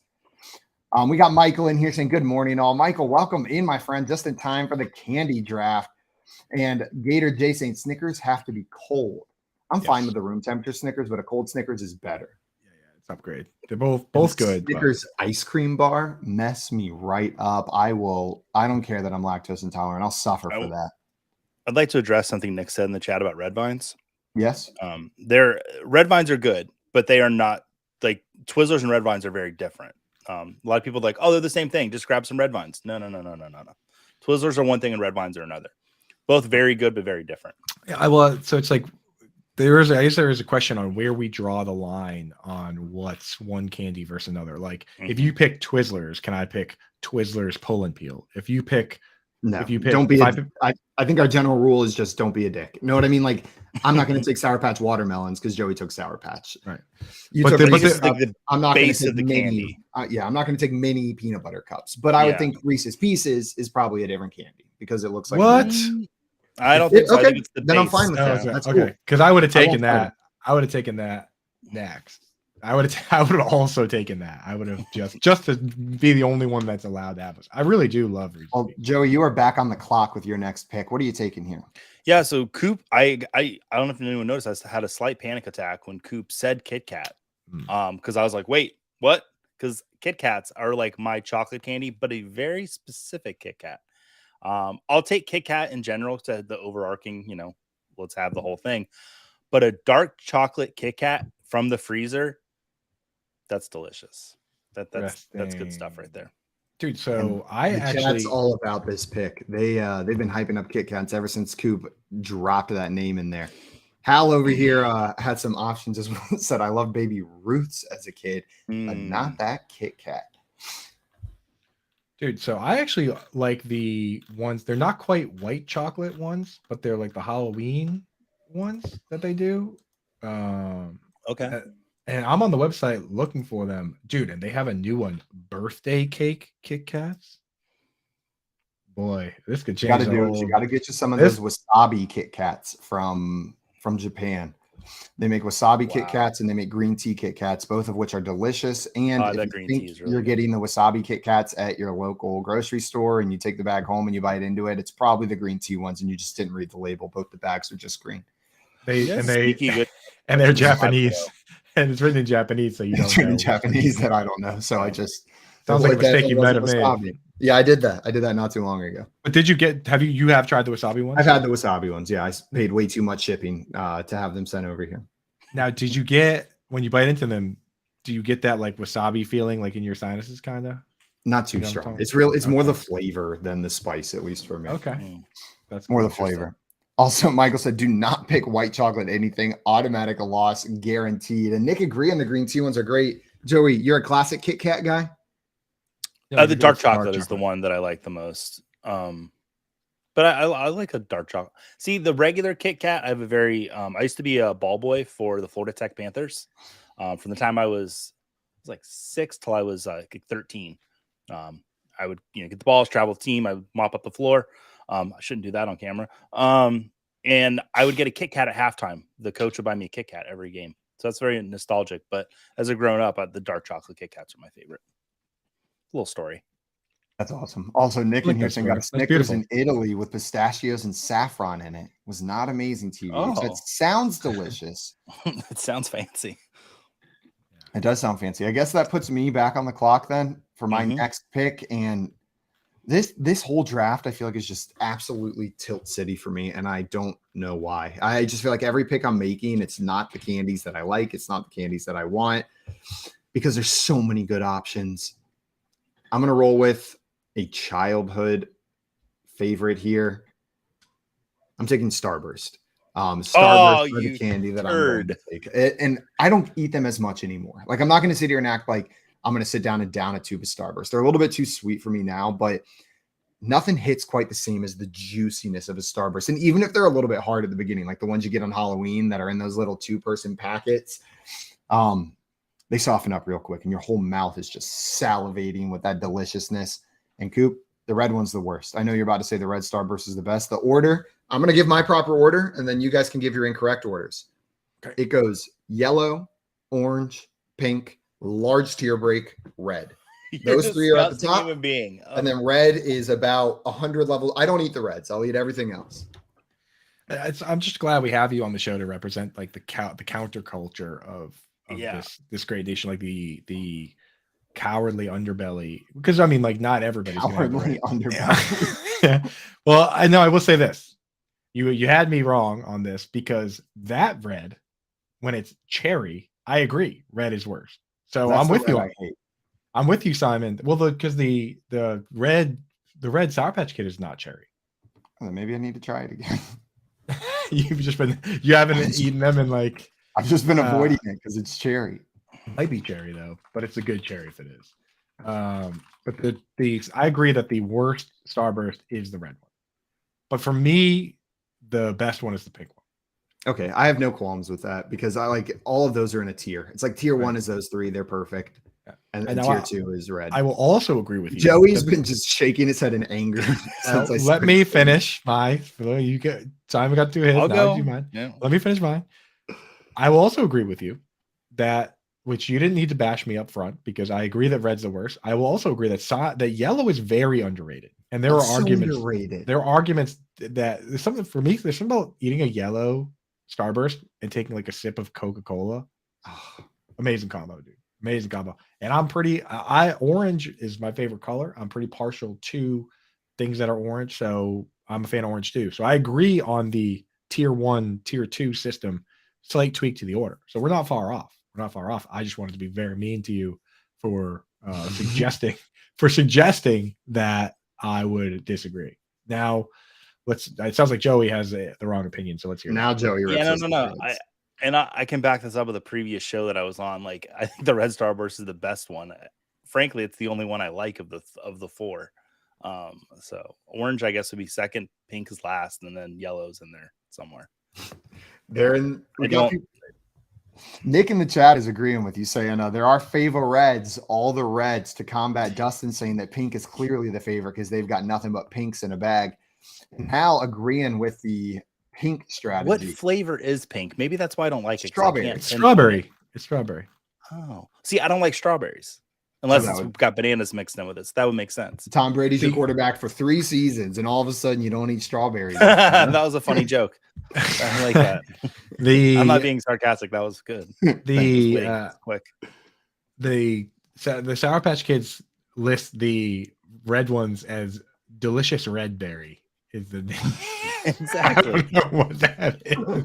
See, I love berry flavor. It's stuff, red berry. It's all the berry. I'm watching Alone, and I swear sometimes they make up the names of the things they're eating. She's like, these are bear berries. And then I look them up. It's real. But that sounds like something you would just make up. Bear berries. No one names anything a bear berry.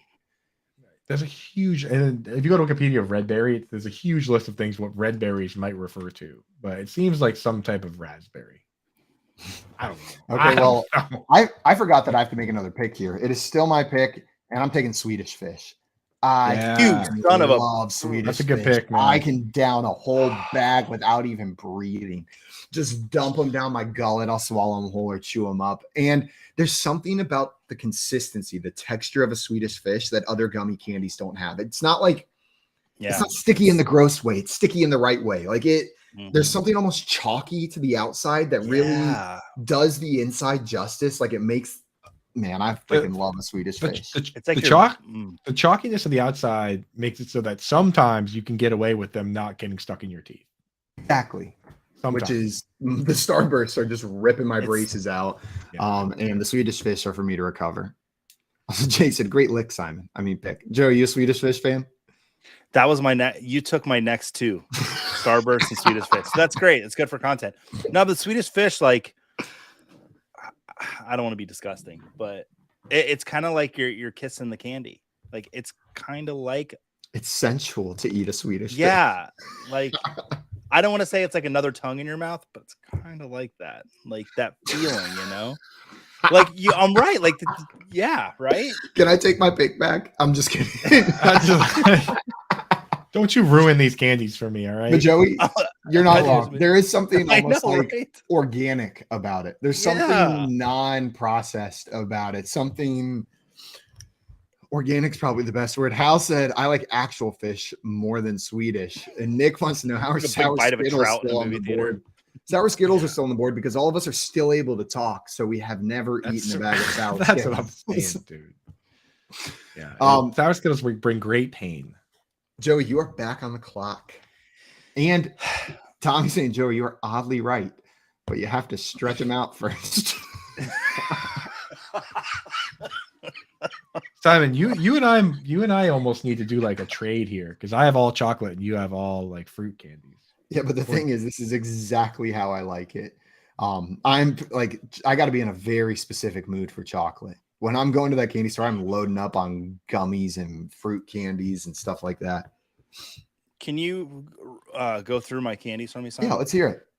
Joey's got Twizzlers, Sour Patch Kids, and Kit Kat. Yeah. Okay. Coop, I'm the fool with, no, I got one chocolate. I got cookie dough bites. Oh, you That's do, yeah. right. You're good. We got one chocolate. I was going to say, we're on the ends acting like buffoons, only drafting one type while Joey's diversifying in the middle. Yeah, I'm gonna grab something a little different, and because I got a chocolate bar. I'm gonna go with Whoppers. Some Whoppers people good. like them, some people don't. I get it if you don't like them, but there's a very specific way to eat a Whopper. You don't just bite into it. You really do have to kind of let it melt in your mouth, and then that malted milk kind of just like explodes. It's a nice Stop candy. ruining these candies. Although kind of a loud movie theater candy if you get it in the box because it's like bum, bum, bum, bum, bum, bum, bum, bum, bum, when trying to eat it. It's like a box of marbles every time you go to pour one out. Once again, go get the cup, pour it into the cup. Doesn't make any noise. And then put another cup on top and shake it like this during the movie to get them. That was worse than what I did with the mop. What? And then Joey won't. You can't just say that was worse than I did with the mop and then move on. No, I was talking about mopping the floor earlier. That's right. And I went like this. But Hey, then you can say handed it. that's worse than what I did with the mop and just move on because you've previously explained it on this show. So thanks, Joey. I'm a fan of Whoppers, but it is one of the candies where you have to have liquid nearby. You need a beverage. If you're gonna eat Whoppers, there has to be a beverage immediately. Otherwise, it's gonna like just dry you out. Which means, Coop, you're back on the clock. Yes, I'm back, dude. I'm back. Joey successfully has ruined many candies for me. And Coop, just to throw a wrench in your thought process here, Hal wants to know, do your candy choices change if you're at the drive-in theater?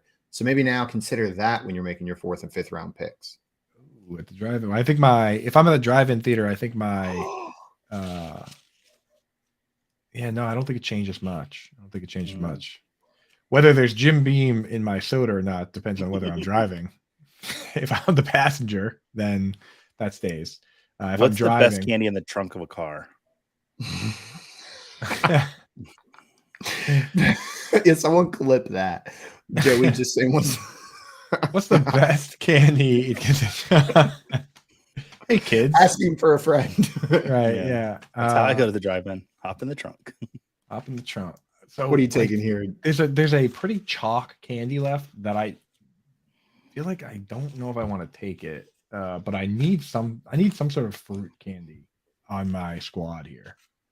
So I guess I will take Skittles here, even though Skittles, it's a great pick. It's a good candy pick. But they kind of suck. No, they don't. Skittles Once again, best Skittle flavor is the red one, but that's a strawberry Skittle. I have no opinion on Skittle flavors because this is how I eat it. I just rip a corner off and I'm dumping Skittles into my mouth straight from the bag.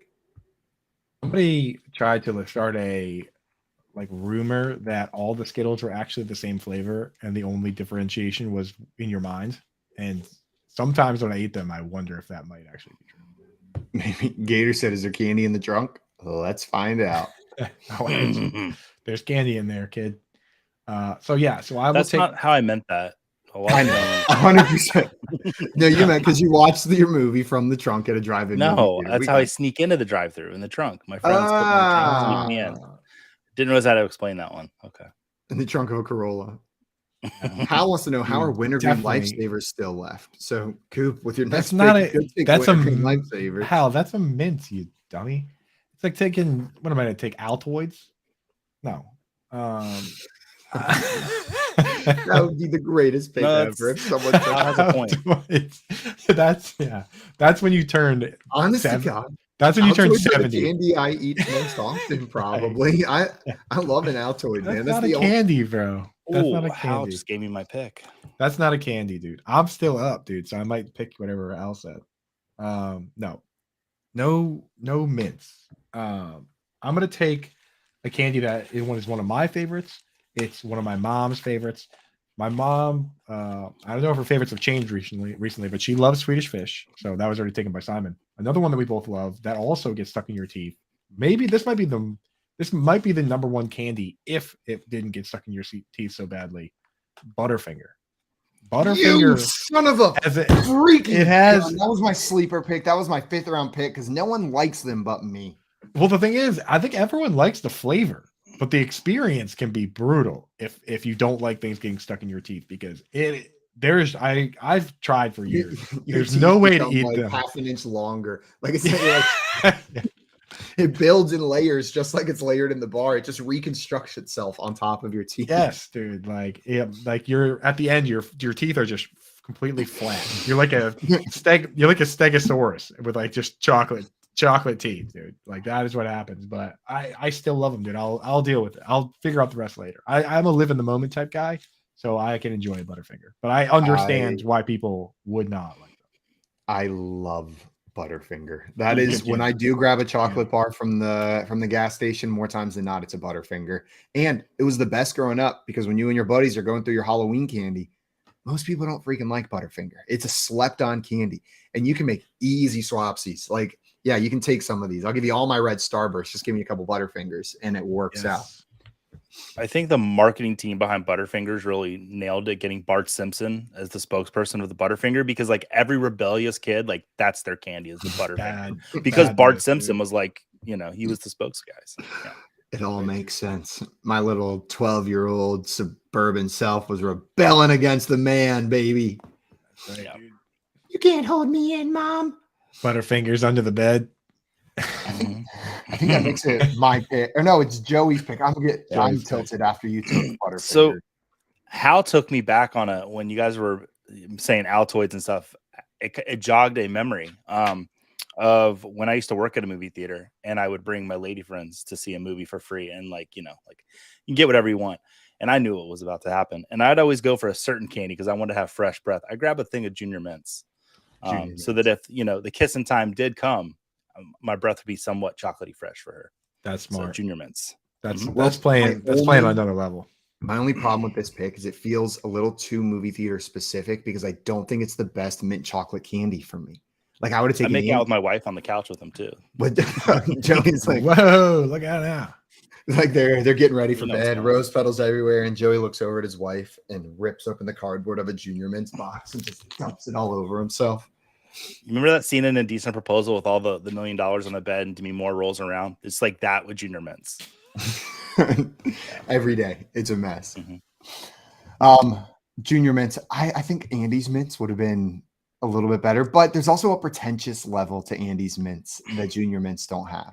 Technically, the York Peppermint Patty is probably the best peppermint candy, like with chocolate on it, but I don't think you can take a York Peppermint Patty into a movie theater. They might have like bites that are like Junior Mints, but yeah, I don't know. So Gator down here saying drive-ins, you only pay for the car down here. I've seen 10 people get out of a car at the drive-in, clown car style. And what candy were they carrying? These are the questions we're asking, Nick. How many kids were in the trunk?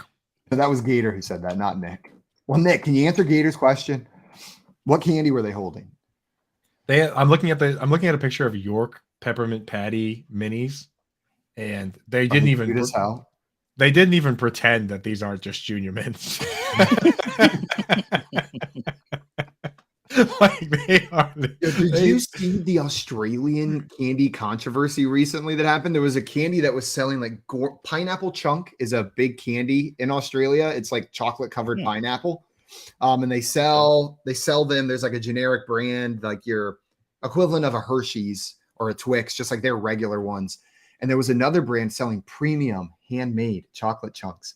And they were literally just buying those in bulk and then dipping them in another chocolate. So it was chocolate over the pineapple chunk, and then selling them for like $8 a bag with 4 of them in the bag. And some lady took, like, she said, I eat my chocolate chunks by peeling the chocolate off the pineapple first. And I noticed there was another layer of chocolate underneath that looked a lot like the other candies. She brought it to the news and they got exposed.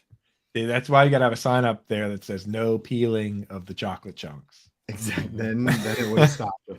It They is got my the pick. microphone. Yeah. I mean, it Which is. is I mean, here's the question They got- though: where do you draw the line on like that kind of stuff? Because it's like, I mean, You what can't if buy a finished product and then call it a different Yeah. finished product. Like if Well, they had bought the freeze-dried pineapple mean, and the where are they getting their chocolate pineapples from? complete, then I am fine with them. If they dip the chocolate into the pineapple or the other way around is what I'm thinking, then it's homemade. Fine.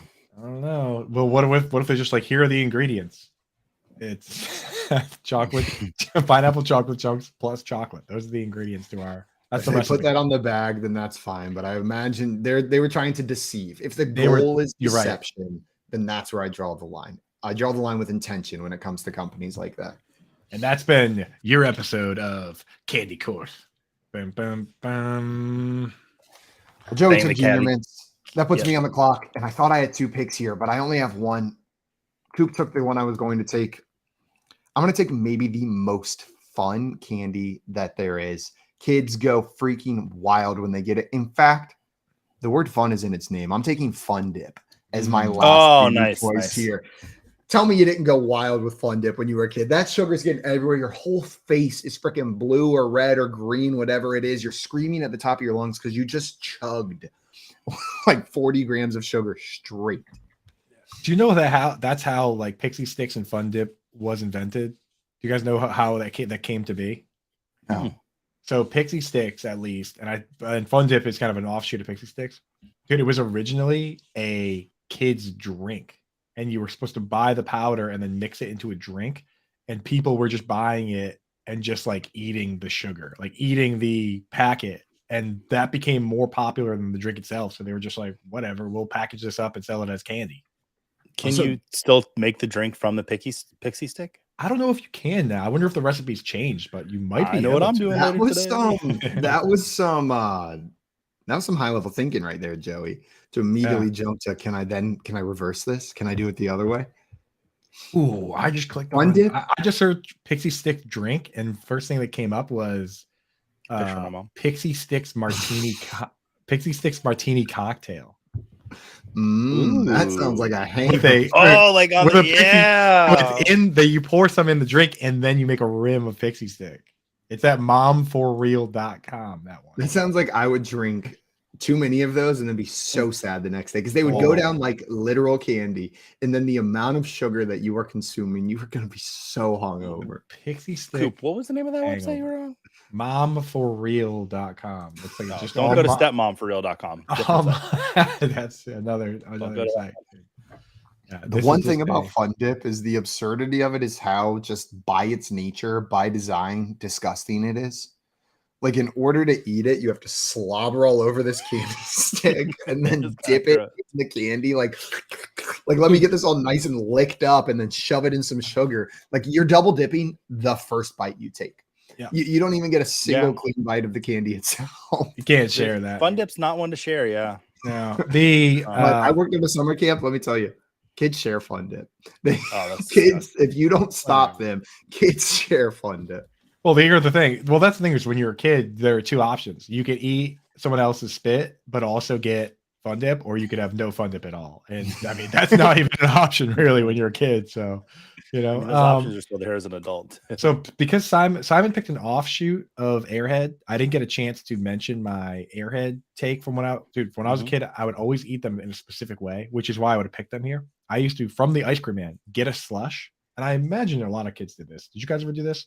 You get a slush, and then you get a Airhead, and then you carve the Airhead into a spoon shape, and then put that in the slush, and when you put it in the slush, it freezes it, and then now you have a spoon made of Airhead to eat your slush with. Oh, that's pretty cool. That's engineering. Yeah, that was I mean, it was very First popular candy court at the and now candy engineering. candy engineering, dude. Yeah, just take Fun Dip and make it into a tasty drink. Mm. Hal in here said said I hope there are more cases for candy court. Yeah, we can get some more candy court cases up in here. And then I'll say my kids pull a Joey and roll around in it. Yeah, dump the Fun Dip on the floor and roll around in it. It's perfect. And we got Easy Aves in here. What's up, my friend? Yeah, he says Airhead pillows. I know for a fact Aves knows that Airhead spoon move because we were both doing it as kids. So it's a couple We used of to us do in the chat. move where you hold it by the end and you just shake the hell out of it till it's all bunched up, and the other end is like a tiny little super dense Airhead brick, and then you break your teeth on it. So you were that I know that move. You were an Airhead engineer as well. I see. Yeah, I was an Airhead engineer. Just a different kind. I was more about bulking it up. You were more of an Airhead structural engineer. I think we got someone join. Abe says that's what the Airhead pillow is. There we go. We're on the same the page, Abe. We got Hal joining the chat right now to tell us a little bit about his favorite candy. What's up, Hal? There he is. All right, guys. So when you were talking about pixie sticks and Fun Dips being a drink, when we were kids, in order to stay up late and play video games, we would take a 2-liter of Mountain Dew, a giant pixie stick, a full roll of Sweet Tarts, and put them all together. Put it over the heater until it dissolved, and everybody would get one. We called it Wakey Juice. Yes! Oh my! No, Simon, this gets better for you. Yeah. I once introduced this to my Boy Scout troop at a winter campout where the bunks were stacked 3 deep. A kid made it on the top bunk and exploded it all over everyone, including the counselors. Yes, dude. This is the yes. They were not happy. Juice, the wakey juice. Wow, wakey juice is like candy moonshine. This is amazing. Did you put it in the fridge after you heat it up, dude? You heat? Oh no, no, because if you do that, then everything starts to precipitate out. If you do that, it has to be warm. Bro, no. You're drinking it like apple cider. I'm waking up early tomorrow. Making some wakey juice for breakfast. We have so PlayStation 1 just came out with Final Fantasy 7 on it. Oh. We rented a PlayStation, but couldn't afford a memory card. So me and my cousin and my brother stayed up for a week beating the game, drinking wakey juice. Oh my god, dude! Wakey juice giveth, and wakey juice taketh away. Oh my you god! May beat Final Fantasy that's 7, but we're gonna cover 3 bunks deep and vomit while we're at it. That's how you end up with ADDD, and the 4th D stands for diabetes, bro. Yeah, I know, right? Just stay up. Amazingly, my pancreas works. Gator in the chat said Hal is still awake. All right, guys, I'll talk to you. I'll catch you, bro. Later, what in the hell? I think Hal just beat us all. Right.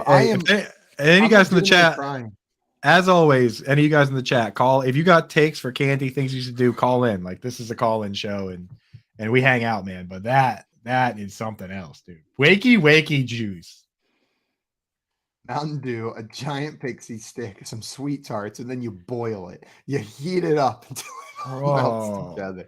No. I'm making some wakey juice. Yeah, so it was have to now. Go back to the tape, but it was a giant pixie stick, Sweet Tarts, and Mountain Dew, and a 2-liter Mountain Dew. Yeah.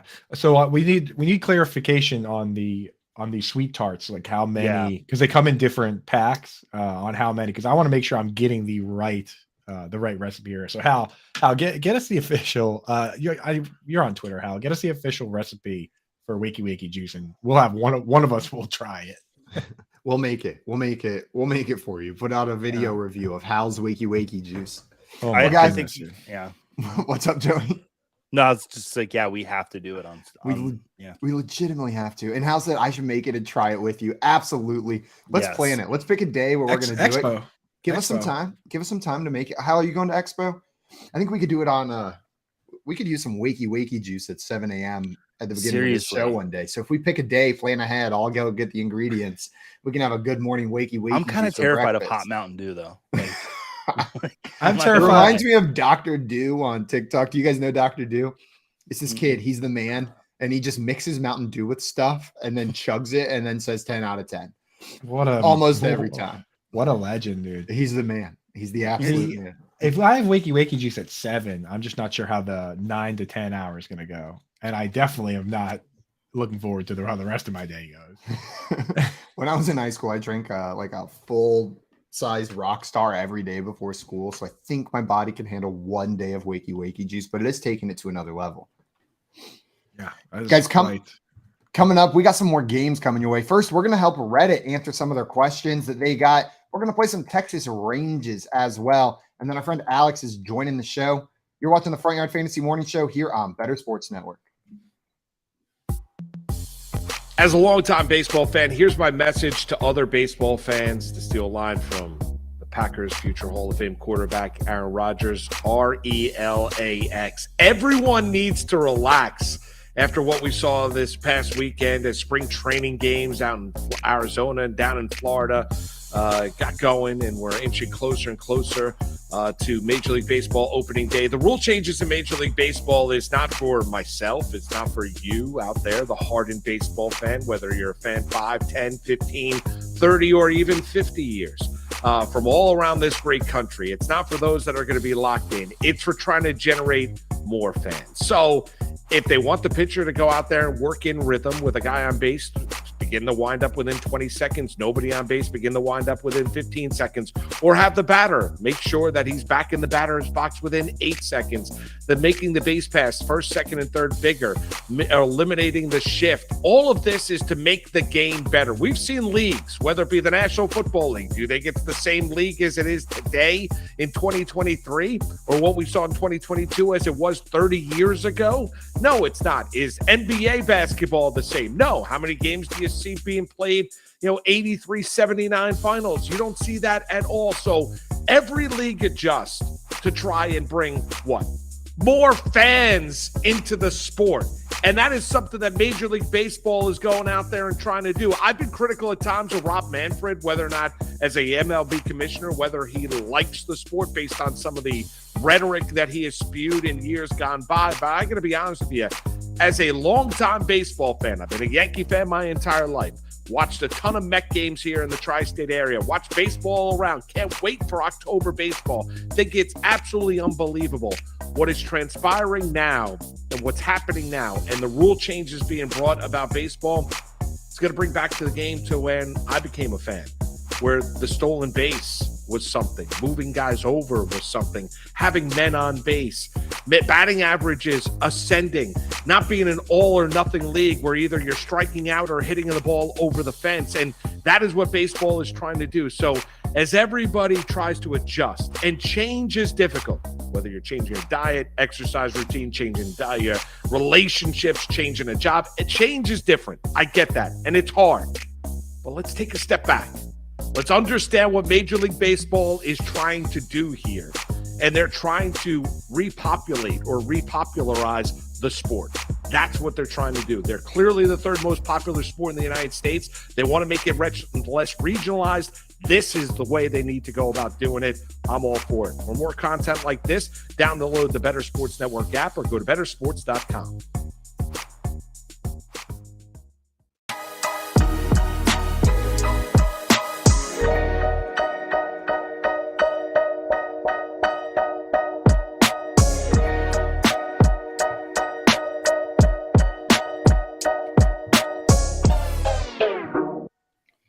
What's up, everyone? Welcome back to the Front Yard Fantasy Morning Show here on Better Sports Network. It's Coop, Simon, and Joey on this beautiful Wednesday morning, March 29th, the year of 2023. And I just have to tell you guys something real quick before we get into this game. This Saturday is April Fool's Day. And out of nowhere, my girlfriend said to me, she is notoriously anti-prank, does not like it when I prank her. And it's been an adjustment for me.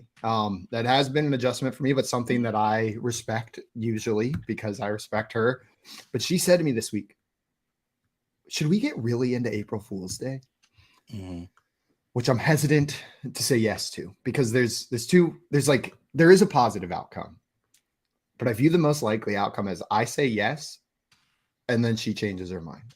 that I don't know where the line is. That like what she's imagining, that she saw a funny video or an article or something, and that I'm not going to know where that line is, and I'm going to ruin it. Because the idea of us getting really into April Fool's Day is fun to me, but I'm afraid. I'm scared to do it.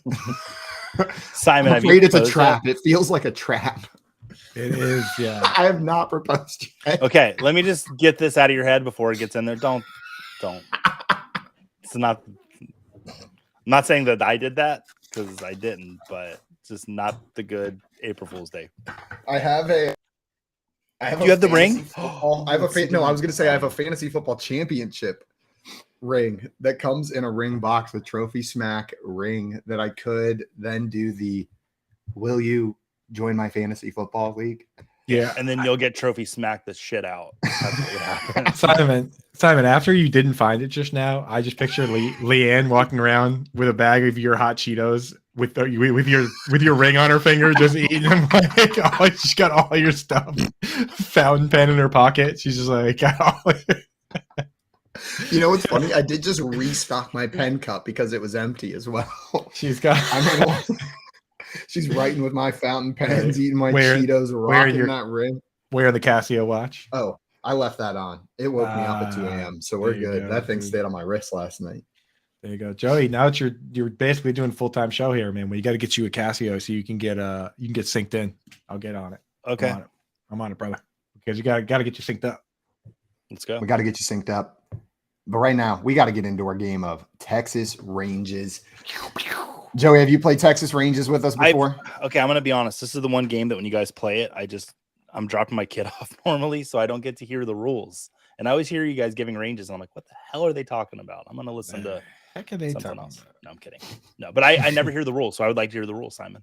Also, Tommy down here saying, just tell her you have syphilis. That's safer. Yeah, that's a better April Fool's Day joke. And Hal said, I have done some terrible things on April Fool's Day. You know what? Maybe on Friday, we should do a little bit of like an April Fool's segment where we can share some pranks, maybe ones that we've like company ones that we've loved or ones that we've done in the past. And people from the chat like Hal can come up and share some of their April Fool's Day pranks as well.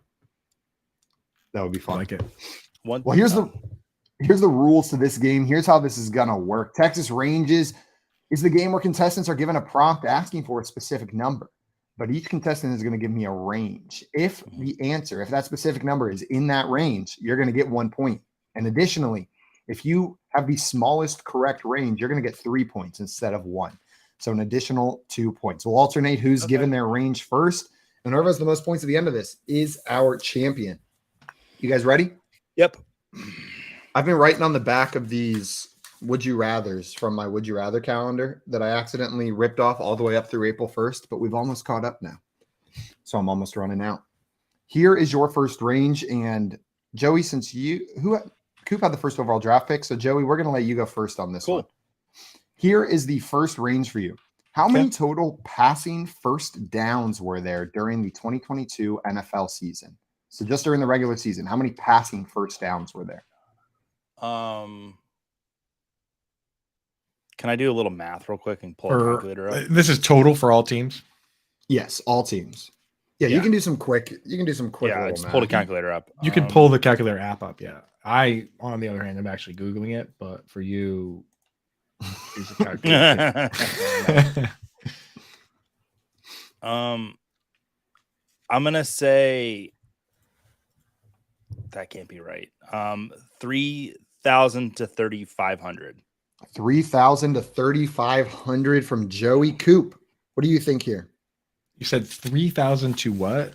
35. I think my math's way off. I'm gonna go with 5,000 to 10,000 because I don't have any idea, but I think it's higher than what Joey said. My math came up with 5,400, and I was like, that seems high.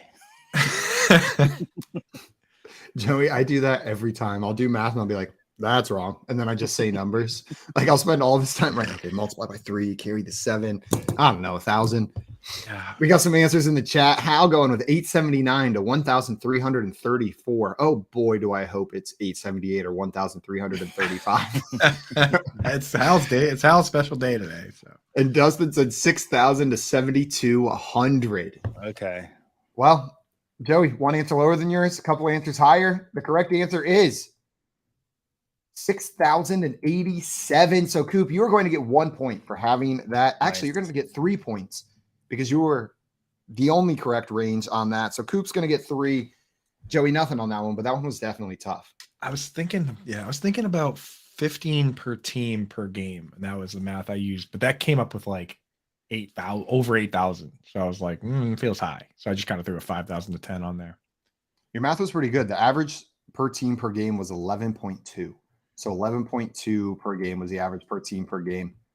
This isn't one of the prompts, so let's throw it out there. How many rushing first downs do you think there were then if this was the passing number? More or less? More, I would say. There were less. Really? That's interesting. By a lot, there were less. Almost half, 3,686 was the number of rushing first downs compared to over 6,000 passing first downs. That makes sense because I'm thinking when a first down happens, it's normally on a pass. Sometimes they rush to get that first down. But we're thinking on third and I bet third down first down conversions are way higher rushing than passing. You know what I mean? Like I bet if it broke it down by down, but there's a lot of first downs that happen on first and second down. Every year I go to find like total first down stats by each player. And I don't know if anyone out there has a source for that. Send it to me. Because it's not that like you have to like add them up. Like there's no site that just says Zeke had 72 combined first downs last year. Every year I have to look it up for one specific league, which is the Scott Fish Bowl, which has points for first down. So like every year I'm going and I'm like, oh man, now I got to find this stat. That's great. If you go to Pro Football Reference and sort by the position, so you can't put rushing and passing next to each other, but you can look at player stats from this season for rushing. And then you can sort by first downs. And I'm looking at this. Josh Jacobs, 93. Nick Chubb, 69. Jalen Hurts, 67. Derrick Henry, 65. But that's just rushing. That's not combined. Right. So that's just rushing. But you could easily just pull that and then add exactly. Yeah. Then you can pull it. And Pro Football Reference formats it very nicely where you can pull that data and add them together as well. How shocked over here. And Dustin showing us math. 12 per week times 17 games times 32 teams. Pretty good math, Dustin. Pretty good math with 11.2 being the actual average. Well, Coop, you got a little lead right here, and it is going to be your turn to give a range first. Are you ready? Yes, sir. Were you born ready, or did you get ready? I wasn't born ready, but then I drank some wakey juice, and now I'm very much ready. Here's my question for you. How many babies are born in a single day worldwide? What a preposterous question. Unless you actually know it. Think of it like the number of windows in New York interview question. I'm not expecting you to actually know the answer. I just want to see how you get there. I asked you to think about it. All right. Babies in the world. So Gator J says Sir equals Simon. Absolutely not. Sir Simon the Brave. Keeper of the difficult questions. There's no way we know the answer to this. Sir Simon the Gas. I was literally just going like this with my pen, just like doing circles, like as if I was just going like this, like just as if I was going to then come up with a number. Maybe it'll appear to you as you're just scribbling. Yeah. So okay. So I want to guess like 1 million, but that's too many. I haven't looked at the number yet, so as not to bias myself. I didn't put this one in there, and I don't want to know the number until I'm revealing it to you guys. Yeah, so many people. I'm gonna guess between 100,000 and 300,000. Between 100 and 300,000 from Coop. Joey, where's your range going? Yeah, so I did 10,000 an hour, and then times 24 hours, so that's 240,000. So I'll go right in my range. Yeah. So am I allowed to do that? Yeah, you can. You can. Ranges can overlap as long as it's exactly the same. You get more. So, like, if it is 240,000, right, and it's in both our ranges, but your range is smaller than mine, then you get extra points. Okay, so I'm gonna go 200,000 to 250,000. 200,000 to 250,000. A real small range there. Dustin with 200K to 500K. Hunter coming in with 600 cases. I don't need a range. And Hal said 1,200 to 1,909. Hal just calling it flat. He's Hunter called it flat. Hunter called it flat at 600K. Hal, Hunter, you're a beast. Hal saying it's less than 2,000 babies born a day. Well, here we go, guys. All right, Hal. The number of babies born in one day worldwide is 385,000. Unfortunately, that's no points for anyone. You were both fairly close with your guesses. Just some rather small ranges. So how many people die a day to keep the population, somewhat under control? Probably a lot. And I don't think it is necessarily under control. This is I think it's growing. I think you're asking too many questions. Also, Jay said, I have a nephew being born today. Shout out Bennett. Shout Hey, make that 385,001. Is he here yet? If he's not, he won't hear this. I'll have to watch it back. He will have to watch it back. Record this for Bennett. Happy today or Birthday. tomorrow? Is it today? Happy literal birthday, Bennett. Yeah. That's kind of cool. Did you know this is something I learned about birthdays not too long ago? There's a Korean birthday where in South Korea they have different birthdays. Your age where you're born on that day, but then there's another day where everybody gains a year at the beginning of the new year. And so your government age, you can be 2 after only being 2 days old, according to the government. If you were born on New Year's Eve, because you're 1 the day you born, and then everybody gains a year on New Year's Day. So you're 2 the next day. I did a poor job of explaining that, but look up Korean. I get it. They just round everybody. They round everybody up. The Korean, the Korean age, and it's for census I purposes. forget why they have it there. I think it's for like logistics purposes that they have it. Or there's something culturally about why they do it as well. But you have your normal age and then you have your Korean age, and you can be 2 years old in your Korean age, but only be alive for 2 days. Would that be a good policy for fantasy football if we start doing that? What do you mean? So like Jalen Waddle is like 22, but now he's actually gonna be 23 when the season comes around. It's true though, because like people, I swear, guys that have birthdays during the season, they seem younger than they are. Like Brandon Cooks versus like Najee Harris. He just had his birthday. He seems so old, but what's the real difference? I don't know. I just thought that was interesting. Google it Google it if you don't believe me, and Google it if you do, because then there'll be a nice little calculator if you're having trouble figuring out what your Korean age would be. And then you can know that fun little fact walking around. I really want to go to South Korea. Me too. Well, we're moving on to our next Texas Rangers here. The score is 3-0, but Joey, we got plenty of time to come back. I got time. You ready for your next Texas Rangers prompt? Mm-hmm. Yeah! Texas Rangers. Yep, skiddly-doo. Joey, what I want to know is how many NFL players have worn the number 1 throughout the history of the NFL? At least some. I think there's been 65 years. Also, Hal coming in with just a straight up guess. He says, I don't need a range on this one. I got it. I'm going to go 1,800 to 2,750. 1,800 to 2,750. Coop, what do you think here? 1,800 to 2,750. It's a big range. I never know if it's better to go first or second in this game. I feel like there's pros and cons to both. I feel like I went way high. No, I don't know though, because it's like, okay, 32 teams, average of what, like 30 seasons. Yeah, you might have gone high. I'm gonna go with you did 1,800 to 2,750. Yeah. I'm gonna do, which your range is 950. So I want my range to be smaller than yours. Wow, I'm gonna overlap yours. No, I'm not. I'm just gonna do 800 to 1,700. 800 to 1,700 from Coop. And Joey had 1,800 to, I have 2,400. Is that what you said? 2,750. 2,750. Oops. 1,800 to 2,750 from Joey. Dustin in the chat with 200 to 500. Hal with 700 to 1,100. Tommy with 12 to 25. And then say, name a number 1. Not that easy. Jamar Chase. Next.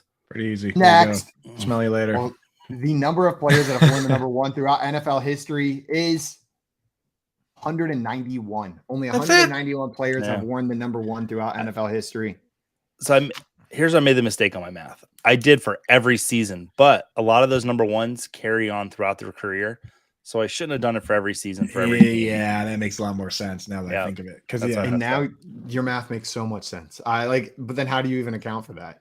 And I did 40 teams because I'm like, oh well, there's been different, iterations. Yeah, the number of. I mean, it's hard. We wouldn't know the answer, but you probably are close on the number of seasons. Like the average person. So how many were there? 190. 191. 191. So those people would have to play an average of 9 seasons or so. Probably still a lie. Probably still a lie. Tommy down here said, okay, big shots, name another one. I kicked your asses, and they are accounting for bench warmers. Tommy was much closer with the 12 to 25 guess. Number 1, Kyler Murray is number 1. Justin Fields. Cam Newton was number 1. Justin Fields, Cam Newton, Deshaun Jackson were number 1 for a bit. Jerick McKinnon, isn't he number 1? Or is he 11? He might be 1. I'm not very good with Anthony Hardaway, so I'm the wrong person to play this game. That's about all I got for you. Yeah, he's number 1. I did it. I named it number 1. Simon, proud of you. That's my blind spot. He said, "Bet you can't get to 10." Bet we can, and bet we're not going to find out because we got him that quick that we could get to 10. We might already be at 10 with what we named. Let's mark them down. We had Jamar Chase. Yeah. We had Justin Fields. We had Cam Newton. We had Kyler Murray. We had Deshaun Jackson. We Anthony had Hardaway. We had Jerick McKinnon. Is he a number 1? Jerick McKinnon? I think he is. The one you said. Anthony Hardaway played for the Magic, which he did wear number 1, but that was in the NBA. Chosen Anderson. Is Tua Tagovailoa a number 1? Oh, I don't know. I see Gator J in the chat saying Tua. Chosen he says Anderson. No Google, so maybe I need to close the chat. Chosen Robbie Anderson, is he number 1? I think he was 1 at some point. Schmitty Orger Jagerman Jensen. Schmitty was 1. Yep, he was one of the ones. The many ones. I feel like there's a lot of punters and kickers that we're not thinking of that wear 1. Oh yeah. You know what, 1 Tommy? is such a big punter kicker number. Tommy, Tommy might have got us. We got 6. You win. We'll all eat a tomato. We'll all eat a tomato in private while crying later today. We won't. In private. Joey, you can lie. You can just say you did it. I can't lie. Oh, you're right. I forgot that you're then a Joey staunch Scientologist. Joey will eat his tomato. Will lie for you. Yeah, you just don't say anything, and Coop and I got your back. Right. Okay. Well, no points on that one. Coop maintains a 3-0 lead in Texas Ranges, but like we said before, still plenty of time. Coop, This one's coming your direction. You ready for this one? Absolutely. What I want to know is, how much money did ET earn worldwide? So this question was made for me, being the biggest ET fan in the company.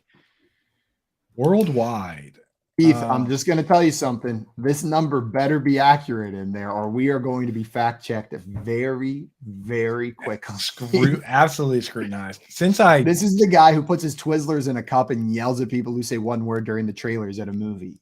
Yes. Since I don't know, and I have no idea, and I'm very interested to see what Mr. Joey Wright has to say. Because also, how asking all time or on release? Keith, can you give us a little bit more info? How much money did ET earn worldwide? Is this box office? Very important. Very important. Because if this is box office, all time is what he said. Wow. Okay. I'm going to go This with... isn't domestic. This is worldwide. Yeah. So this is the box office gross for ET. I did just look it up. This is the box office gross. Okay. Box office gross. I'm going to go with 300 to 500 million. That's a really good range. 300 to 500 million from Coop. Thanks. I'm a member of the box office subreddit. So inflation is a bitch. And that's what always throws these off on me. Dude, there he is. Inflation. Coop's range is really good. It's too good. You're gonna have to overlap me and undercut me, dude. I'm gonna go. So what was his range? The total 300 to 500. So 200. So I'm gonna go 375 to 575, and I feel For some reason, 425 is what's like ringing in my head right now. So that covers that. 375 to 575. We got some guesses in the chat. Man, Tommy tough. says they paid the puppet. Yes, heavily. Do you guys Hal do- says 400 to 800 million. And then Tim guessing 575 to 600 million. Well, the actual amount of money that ET made worldwide was $792 million worldwide. Good. I'm glad I got that wrong. I was going to say, Joey, the look on your face was I'm wrong, but I'm happy I was wrong on that direction. Because Steven got all that bank. And Steven got dough. producer dude. Keith coming in, letting us know 435 mil was the US and Canada. So, Joey, that is a number that you probably knew in your head from somewhere, and that's what threw you off. There was a long time that I could do like the top 10 movies grossing of all time when I was like 12. Like Jurassic Park becoming number one was like huge because it's like, oh, it passed this and that. And Hal's the only one who got this in the range. So shout out Hal. Nice job, my friend. I actually looked up that list recently, and it's honestly kind of disappointing now. It's inflation. It sucks. It's literally it's literally the Avengers and Avatar.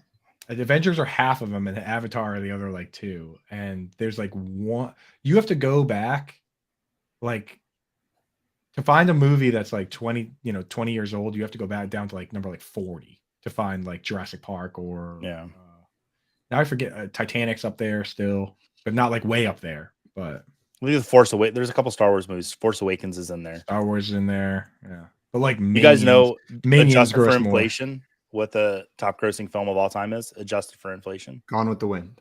It is Gone with the Wind. Good job, Simon. One of my mom's favorites. And there's a nice Gone with the Wind museum near where I grew up in Georgia. If you're ever near Marietta, Georgia, head on down to the Gone with the Wind museum because it's frankly, Simon. I don't know. I don't give a damn. You don't give a damn. Good one. If you like dudes named Ashley getting their legs amputated, then you're gonna really enjoy Gone with the Wind. Like, can we just talk about Gone with the Wind for a second? And how much of a what Scarlett is? Because like she really is. Like, don't pattern your life choices off of her. She was an independent woman. There's a reason. I wish I was more knowledgeable about Gone with the Wind to have this conversation. Maybe I should have given a less enthusiastic recommendation when the last time I went to that museum. I was 10. It was 18 years ago. It may not even be open. When I was a manager, 10-year-old at Gone with the Wind museum must have been terrible. Probably. When I was a manager at Barnes & Noble, our cafe manager was a huge Gone with the Wind fan. And I said that during a meeting, like as a joke, like, yeah, Scarlett's kind of a bitch. She filed a report on me. Wow. Watch, Joe, you're going to get off the show and you're going to have an email from Matt that there's been a report filed for you for saying Scarlett's a bitch on this show. I'm saying, dude, that's why I towed the company line. I was like very strong, independent woman. You know what I mean? Dude? It's my brand. Okay, well, we are going to move on to our next prompt here. Shout out Hal for being the only one to get that with good job, Hal. So 400 to 800 million. There you go, Hal. Coop, you weren't wrong whenever you said it's Hal's day today. You know what? ET was released in China like 4 years ago, and I got a bunch of money. That's probably what threw me. Oh, I'm just making excuses in my head. You forgot to add the Chinese re-release money. Seriously, that's like a thing that's happening. Is a lot of films are getting released for the very first time in China, and they're getting, an extra $200 million thrown onto their on their box office gross. Gator down here saying the report is already being written. Joey. Gator's writing that report in. Do you know who else I don't like in movies? I'll tell you. Joey's like, I'm a bad boy who doesn't care. Write me up. Give me a report. Who went on that one? My thoughts on Forrest Gump. That'll really throw you through the loop. I've been meaning to read that book because I've heard it's messed up. So I'm going to add that to my list for this year. I've heard the book is just on a different plane than the movie, different vibes entirely. Joey, it is time for your next prompt. Are you ready? I am. Let's do this. My question for you is, sorry, it's not fun.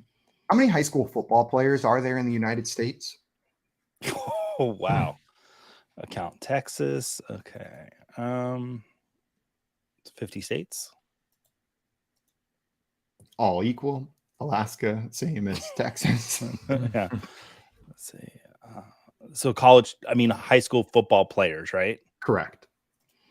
150 high schools. Gator wants you to re-release your shows in China too, Joey. Some of your start sits and salutations up those box office numbers. Starts and Citations will be available in another language this season. Little spoiler. Woohoo! I'm excited for that. That's gonna be awesome. Can I guess what language? I don't. Yes. Swedish. No. It's a great first guess.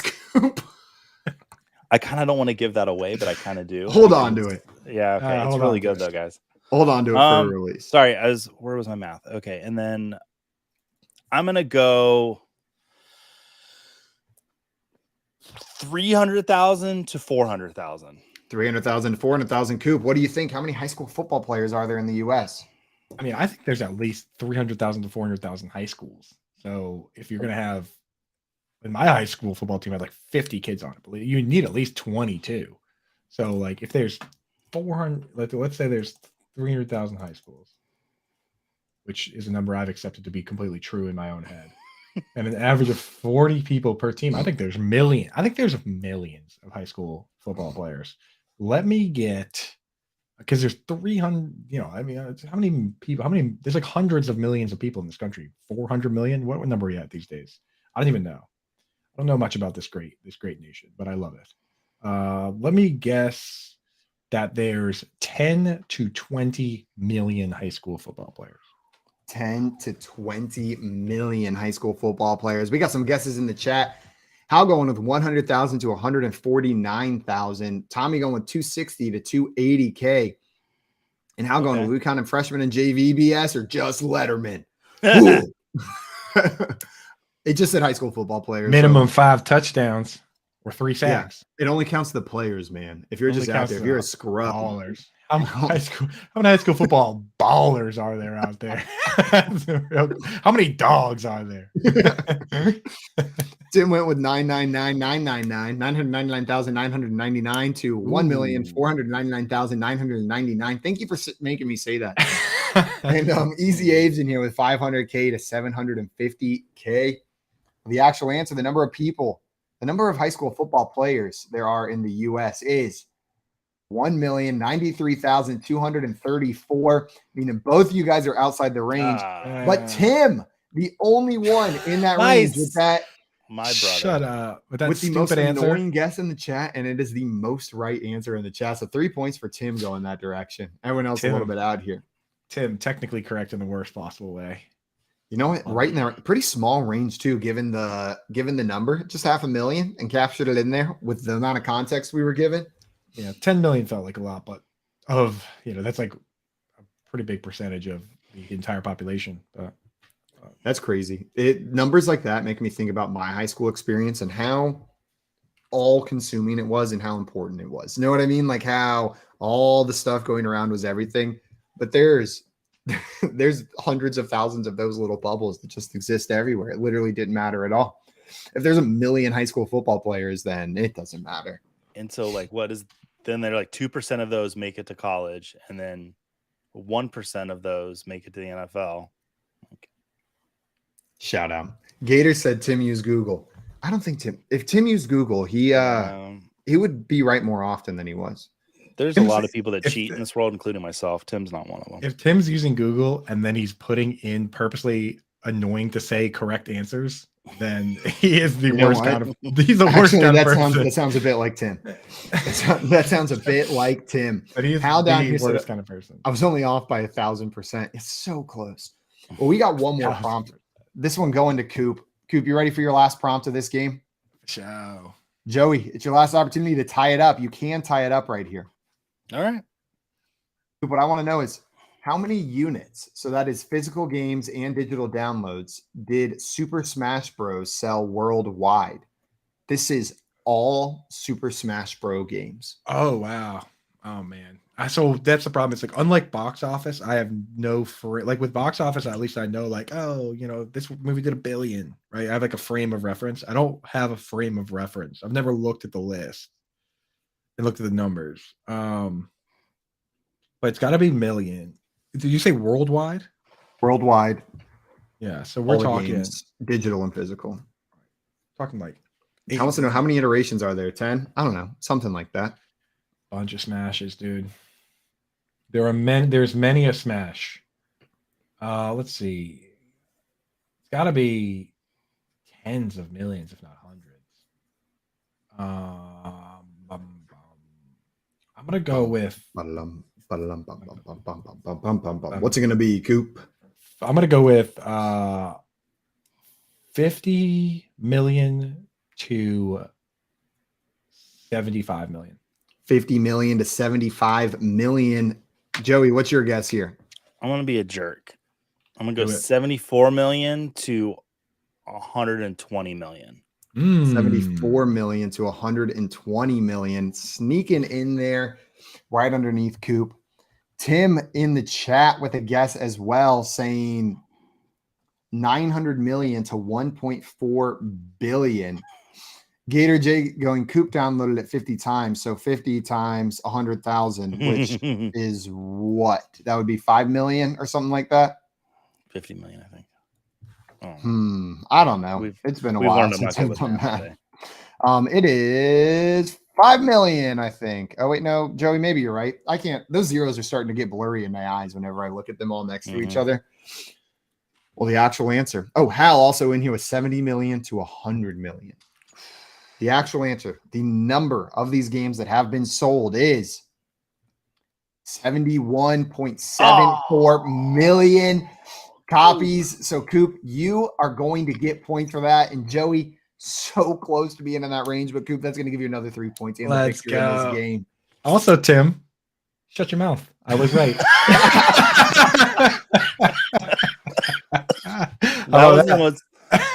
That was the most endearing "shut your mouth" I've ever heard.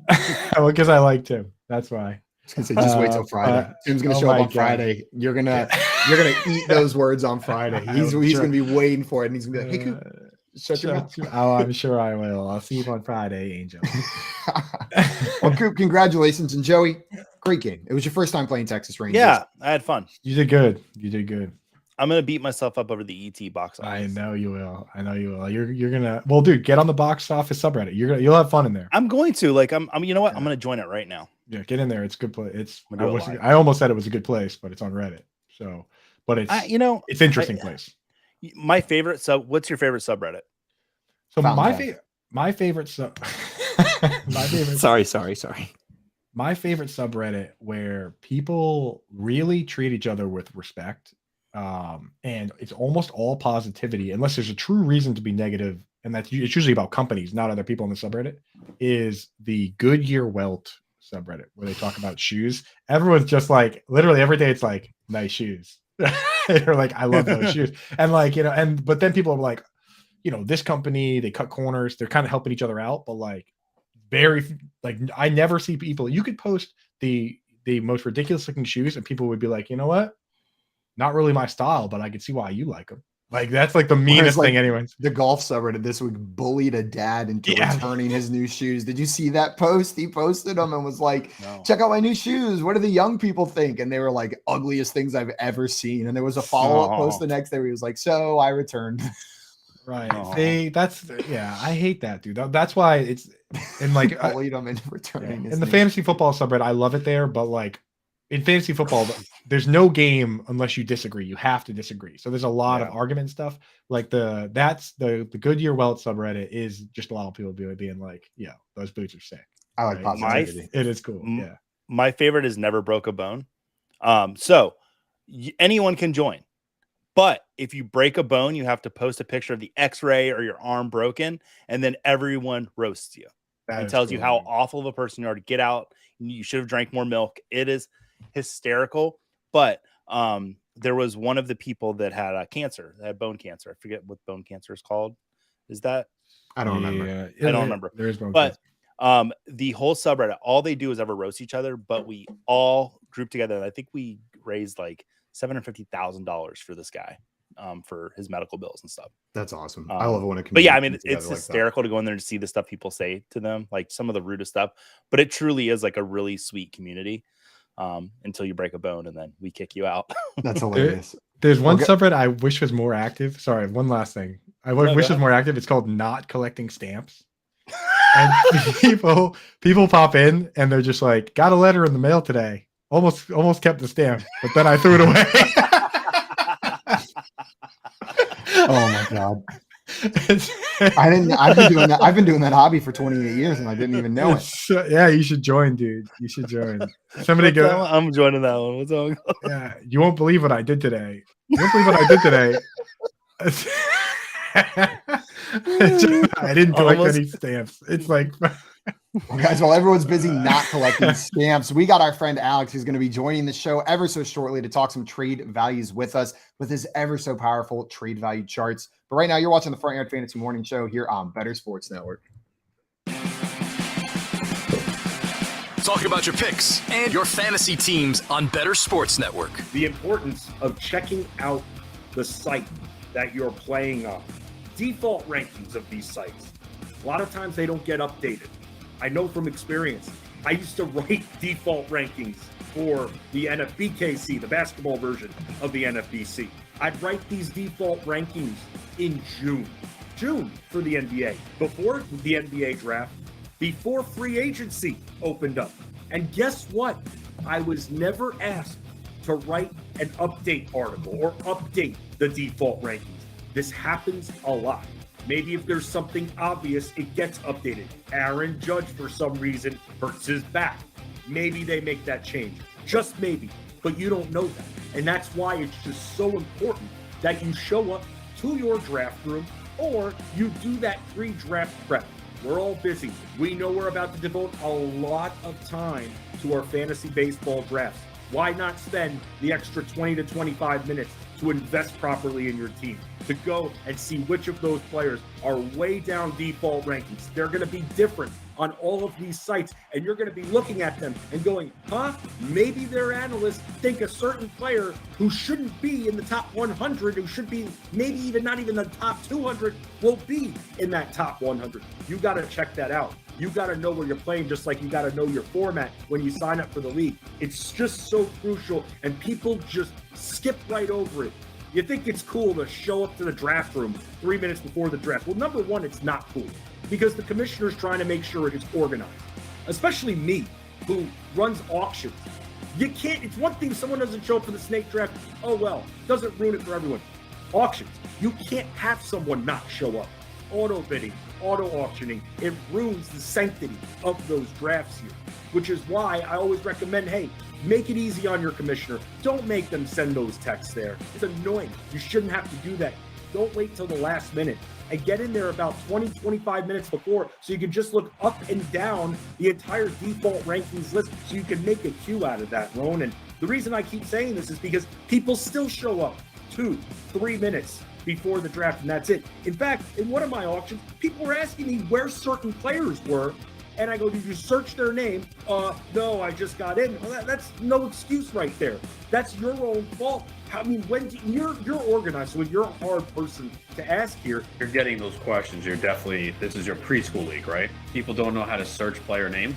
People freak out. They don't think. That's the problem. Because they show up 2 minutes before the draft. That's why. The Playbook with Fensty and Ronis, presented by FantasyAlarm.com.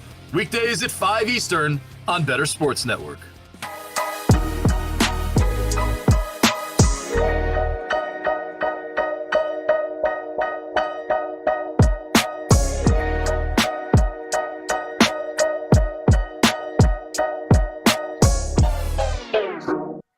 What's up, everyone? Welcome back to the Front Yard Fantasy Morning Show here on Better Sports Network. We're about to talk some trade values with the trade value daddy himself. Sorry, I put his middle name in there. He goes by just Trade Daddy for short. Our friend Alex Korf's joining us, peaked in HS_FF on Twitter. He's the product manager over at Draft Sharks and truly the guru of trade charts. Alex, thanks so much for joining us today, my friend.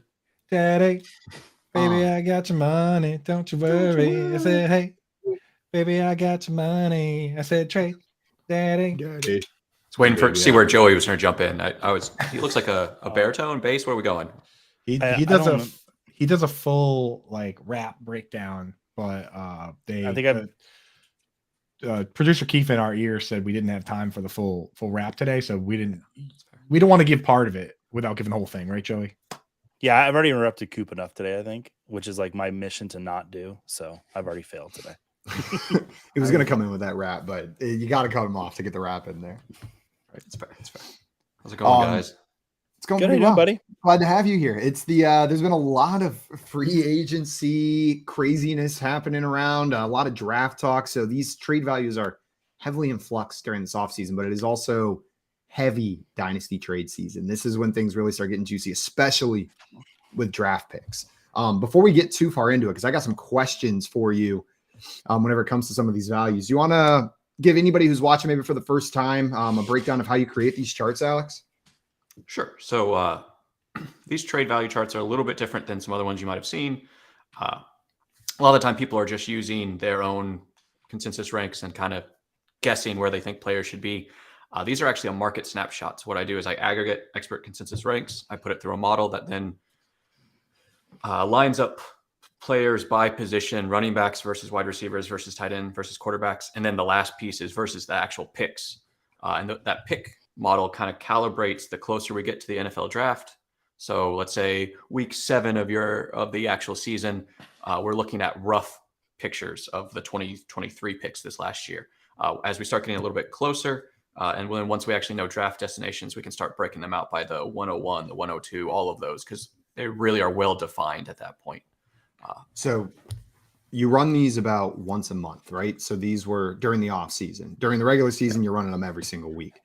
But during the off season, it's about once a month. And it's, correct me if I'm wrong, around the 15th, right? You're doing it in like the middle of the month when you're running these? Yeah, if you subscribe to my Patreon, I do it more often. But yeah. I usually I'll post them to Twitter about. There we go. And the thing is, people might be like, oh, this player got traded yesterday. Why don't you run it again? The thing is, it's meant to capture public sentiment, right, Alex? So you can't capture the public sentiment until everybody else out there updates their rankings. So it doesn't even make sense a lot of times to do it right after a move happens, because you need the market to adjust first. So there really is a limit on how often it can be updated, right?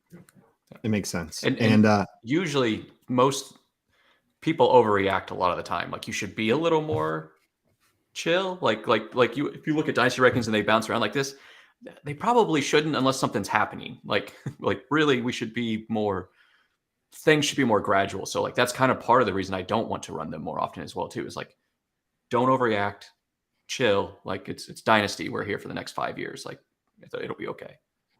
Makes a ton of sense. And it's a great reminder from Alex. If you enjoy these charts, I posted a link to his website in the chat. If you like what you see there, subscribe to him over on Patreon. Speaked in high school over there. You get early access and you get some more goodies, some more different kinds of charts throughout the season as well. So you're going to have access to everything that he's putting out over there. Now, we had a question from Jay in the chat. Want to know, what does the trade value chart expect Trey Lance to cost in a Superflex league? So I'm curious to see what this March Dynasty chart says in Superflex. But I also think we'll probably see some downward movement for Trey Lance based on the Brock Purdy comments coming up next. So yeah, right now he's right at a mid first. I'm seeing in Superflex, I'm seeing like 105 to 108 is kind of the range that I'm seeing a lot of the time, assuming 12 team, right behind really those, Bijan, and then the first 3, 4 quarterbacks is maybe JSN type. That value is where I'm seeing them. And that was a week ago. I don't know. How much lower would you guys send that for him? That seems a little rich. I would trade that for him right now. And I'm a little bit higher on Trey Lance, but I'm of the opinion that Trey Lance is going to be the starter there. Brock Purdy's a great option that they have in that offense. He's a great backup and he's a great person to push their first round top 3 pick, heavily traded draft capital for quarterback. So I'm willing to make that trade, but it is a little bit rich. What I'm doing though is I'm also willing to wait a week or two and see if maybe his value dips a little bit more and try to get in there. Alex, can I ask where you have, for a reason, Jordan Love on this? Yeah. So Jordan Love, he has been slow to come back up right now.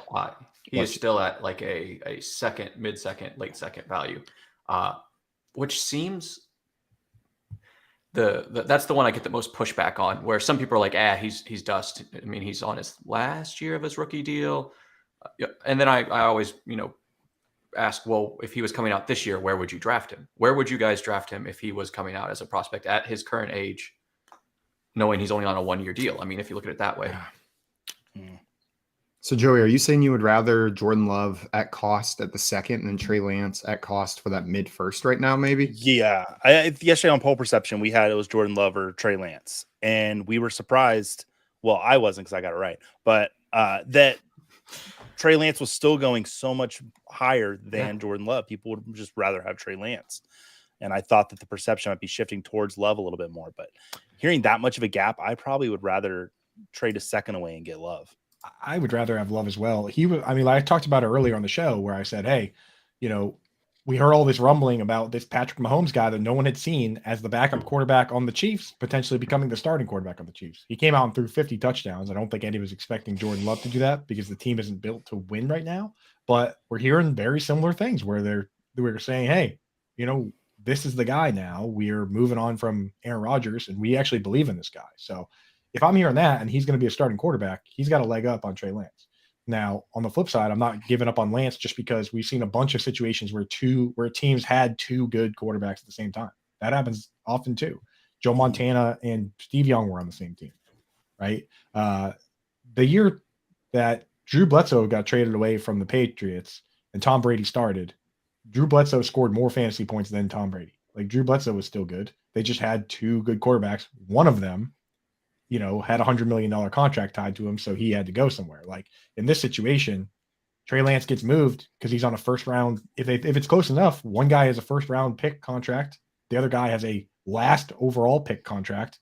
You're saving millions of dollars by going with Purdy over Lance. So for me, I'm still interested, but I'm with you, Joey. I think I like Jordan Love better than Lance. I had a question for you, Alex, and I yesterday just asked the entire community about their dynasty teams, and a lot of them weighed in. You weighed in as well. And in looking at your charts, there became an obvious pick for me. And I know Joey Wright is a huge Joey, you might be the biggest proponent of this guy, TJ Hawkins. Oh, right? Yeah. You're in. I'm in.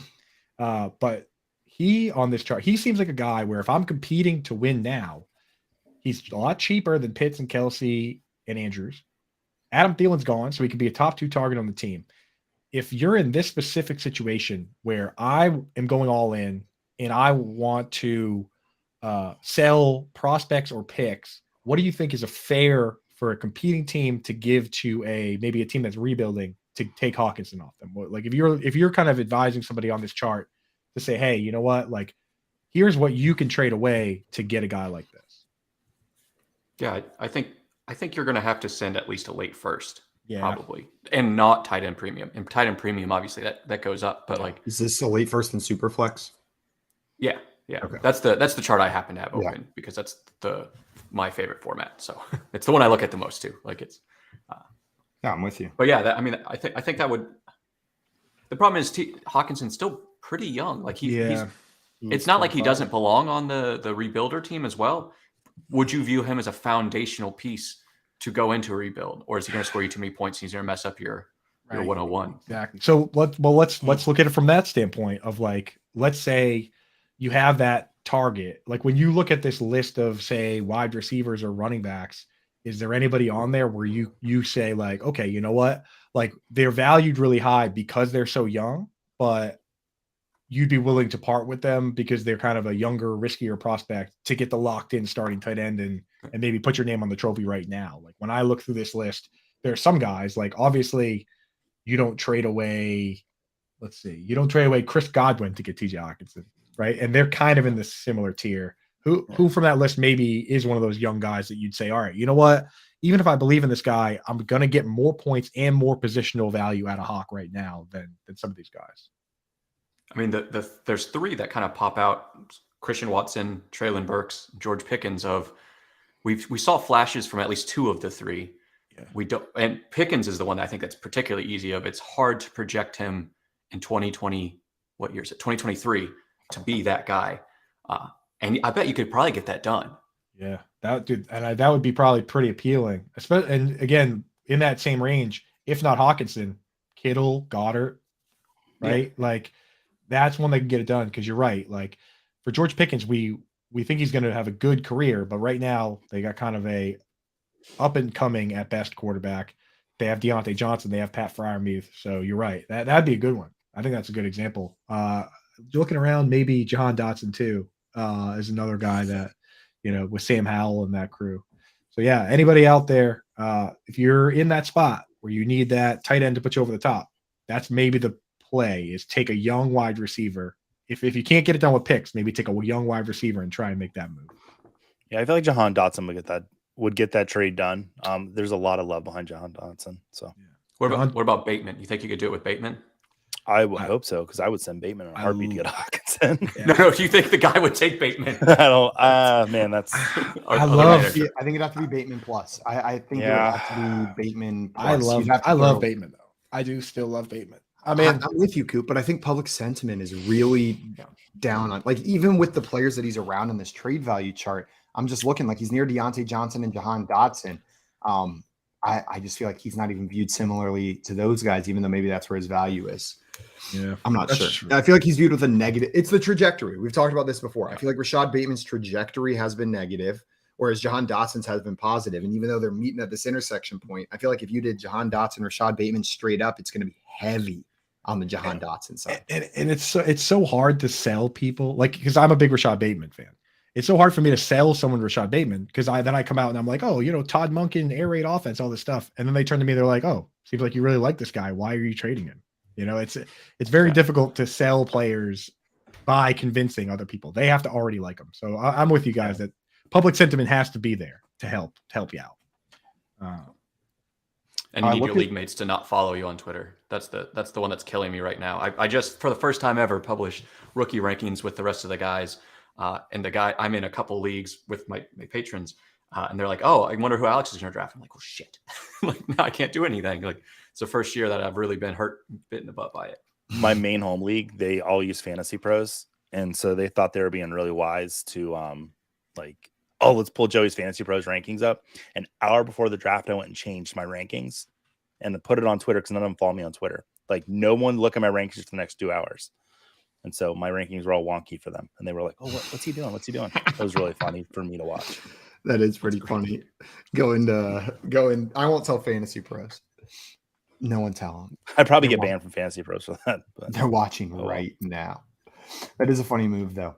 I'm looking at this super flex trade value chart, and I'm specifically looking at the quarterback section because there's this massive drop off in quarterback value with guys that are still starting, and I still look to be fantasy relevant. It's this tier here in red, whatever tier that is. I think that's tier 4 of quarterbacks.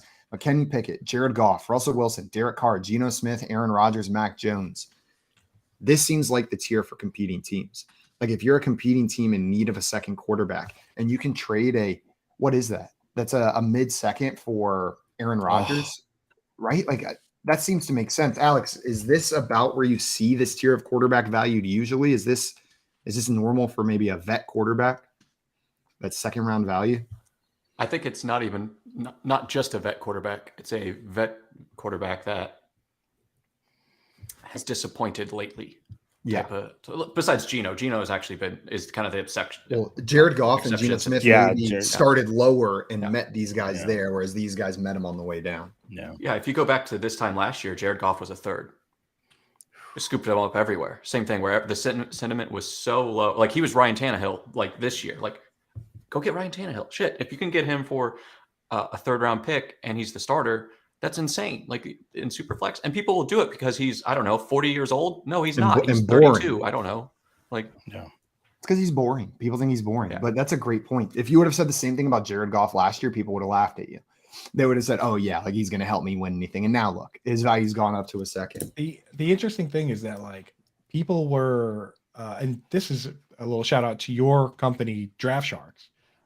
I follow you guys on Twitter, and I saw a tweet yesterday where somebody, whoever's running the account at the time, be it Herms or Salak or whoever, both Steelers fans, so probably one of them, said, Kenny Pickett, do you think he's going to be a top 24 quarterback? And I saw some people being like, oh, set the bar lower, you know what I mean? But the thing is, in Superflex, that's a guy who's in the lineup every time. Not to mention, when you look around, like, it's not like there were 32 fantasy relevant quarterbacks. If you look at the guy that was quarterback 24 last year, Jacoby Brissett, he was valuable, and now he's a backup quarterback, right? Andy Dalton was quarterback 22. Like Davis Mills, these guys, like that's in that range. If you go beyond that, some of these guys are just like done. Like Taylor Heineke, like Matt Ryan's going to retire most likely. He was like 27. So like when you talk about quarterback 20, young. I thought Matt Ryan was older.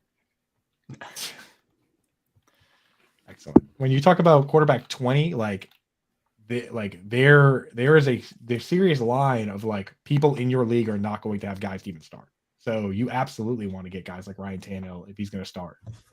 100%. You mentioned Ryan Tannehill. Where is he on this list? He is at 23, below Jimmy G.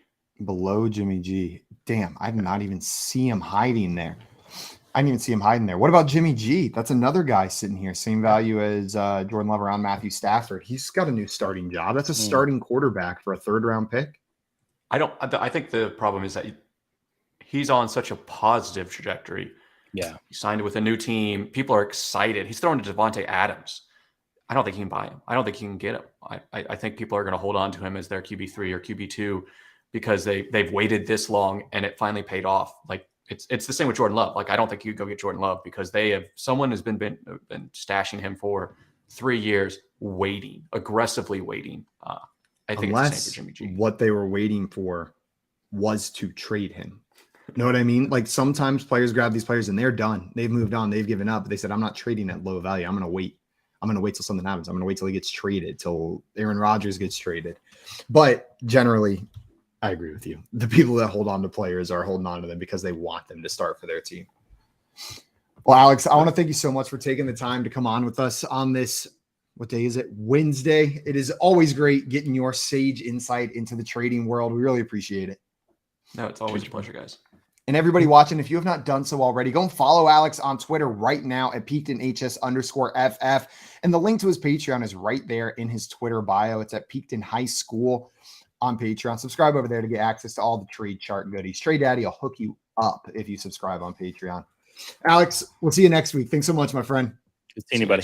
Trey Daddy, I got your money. It's pretty. Is that a real song?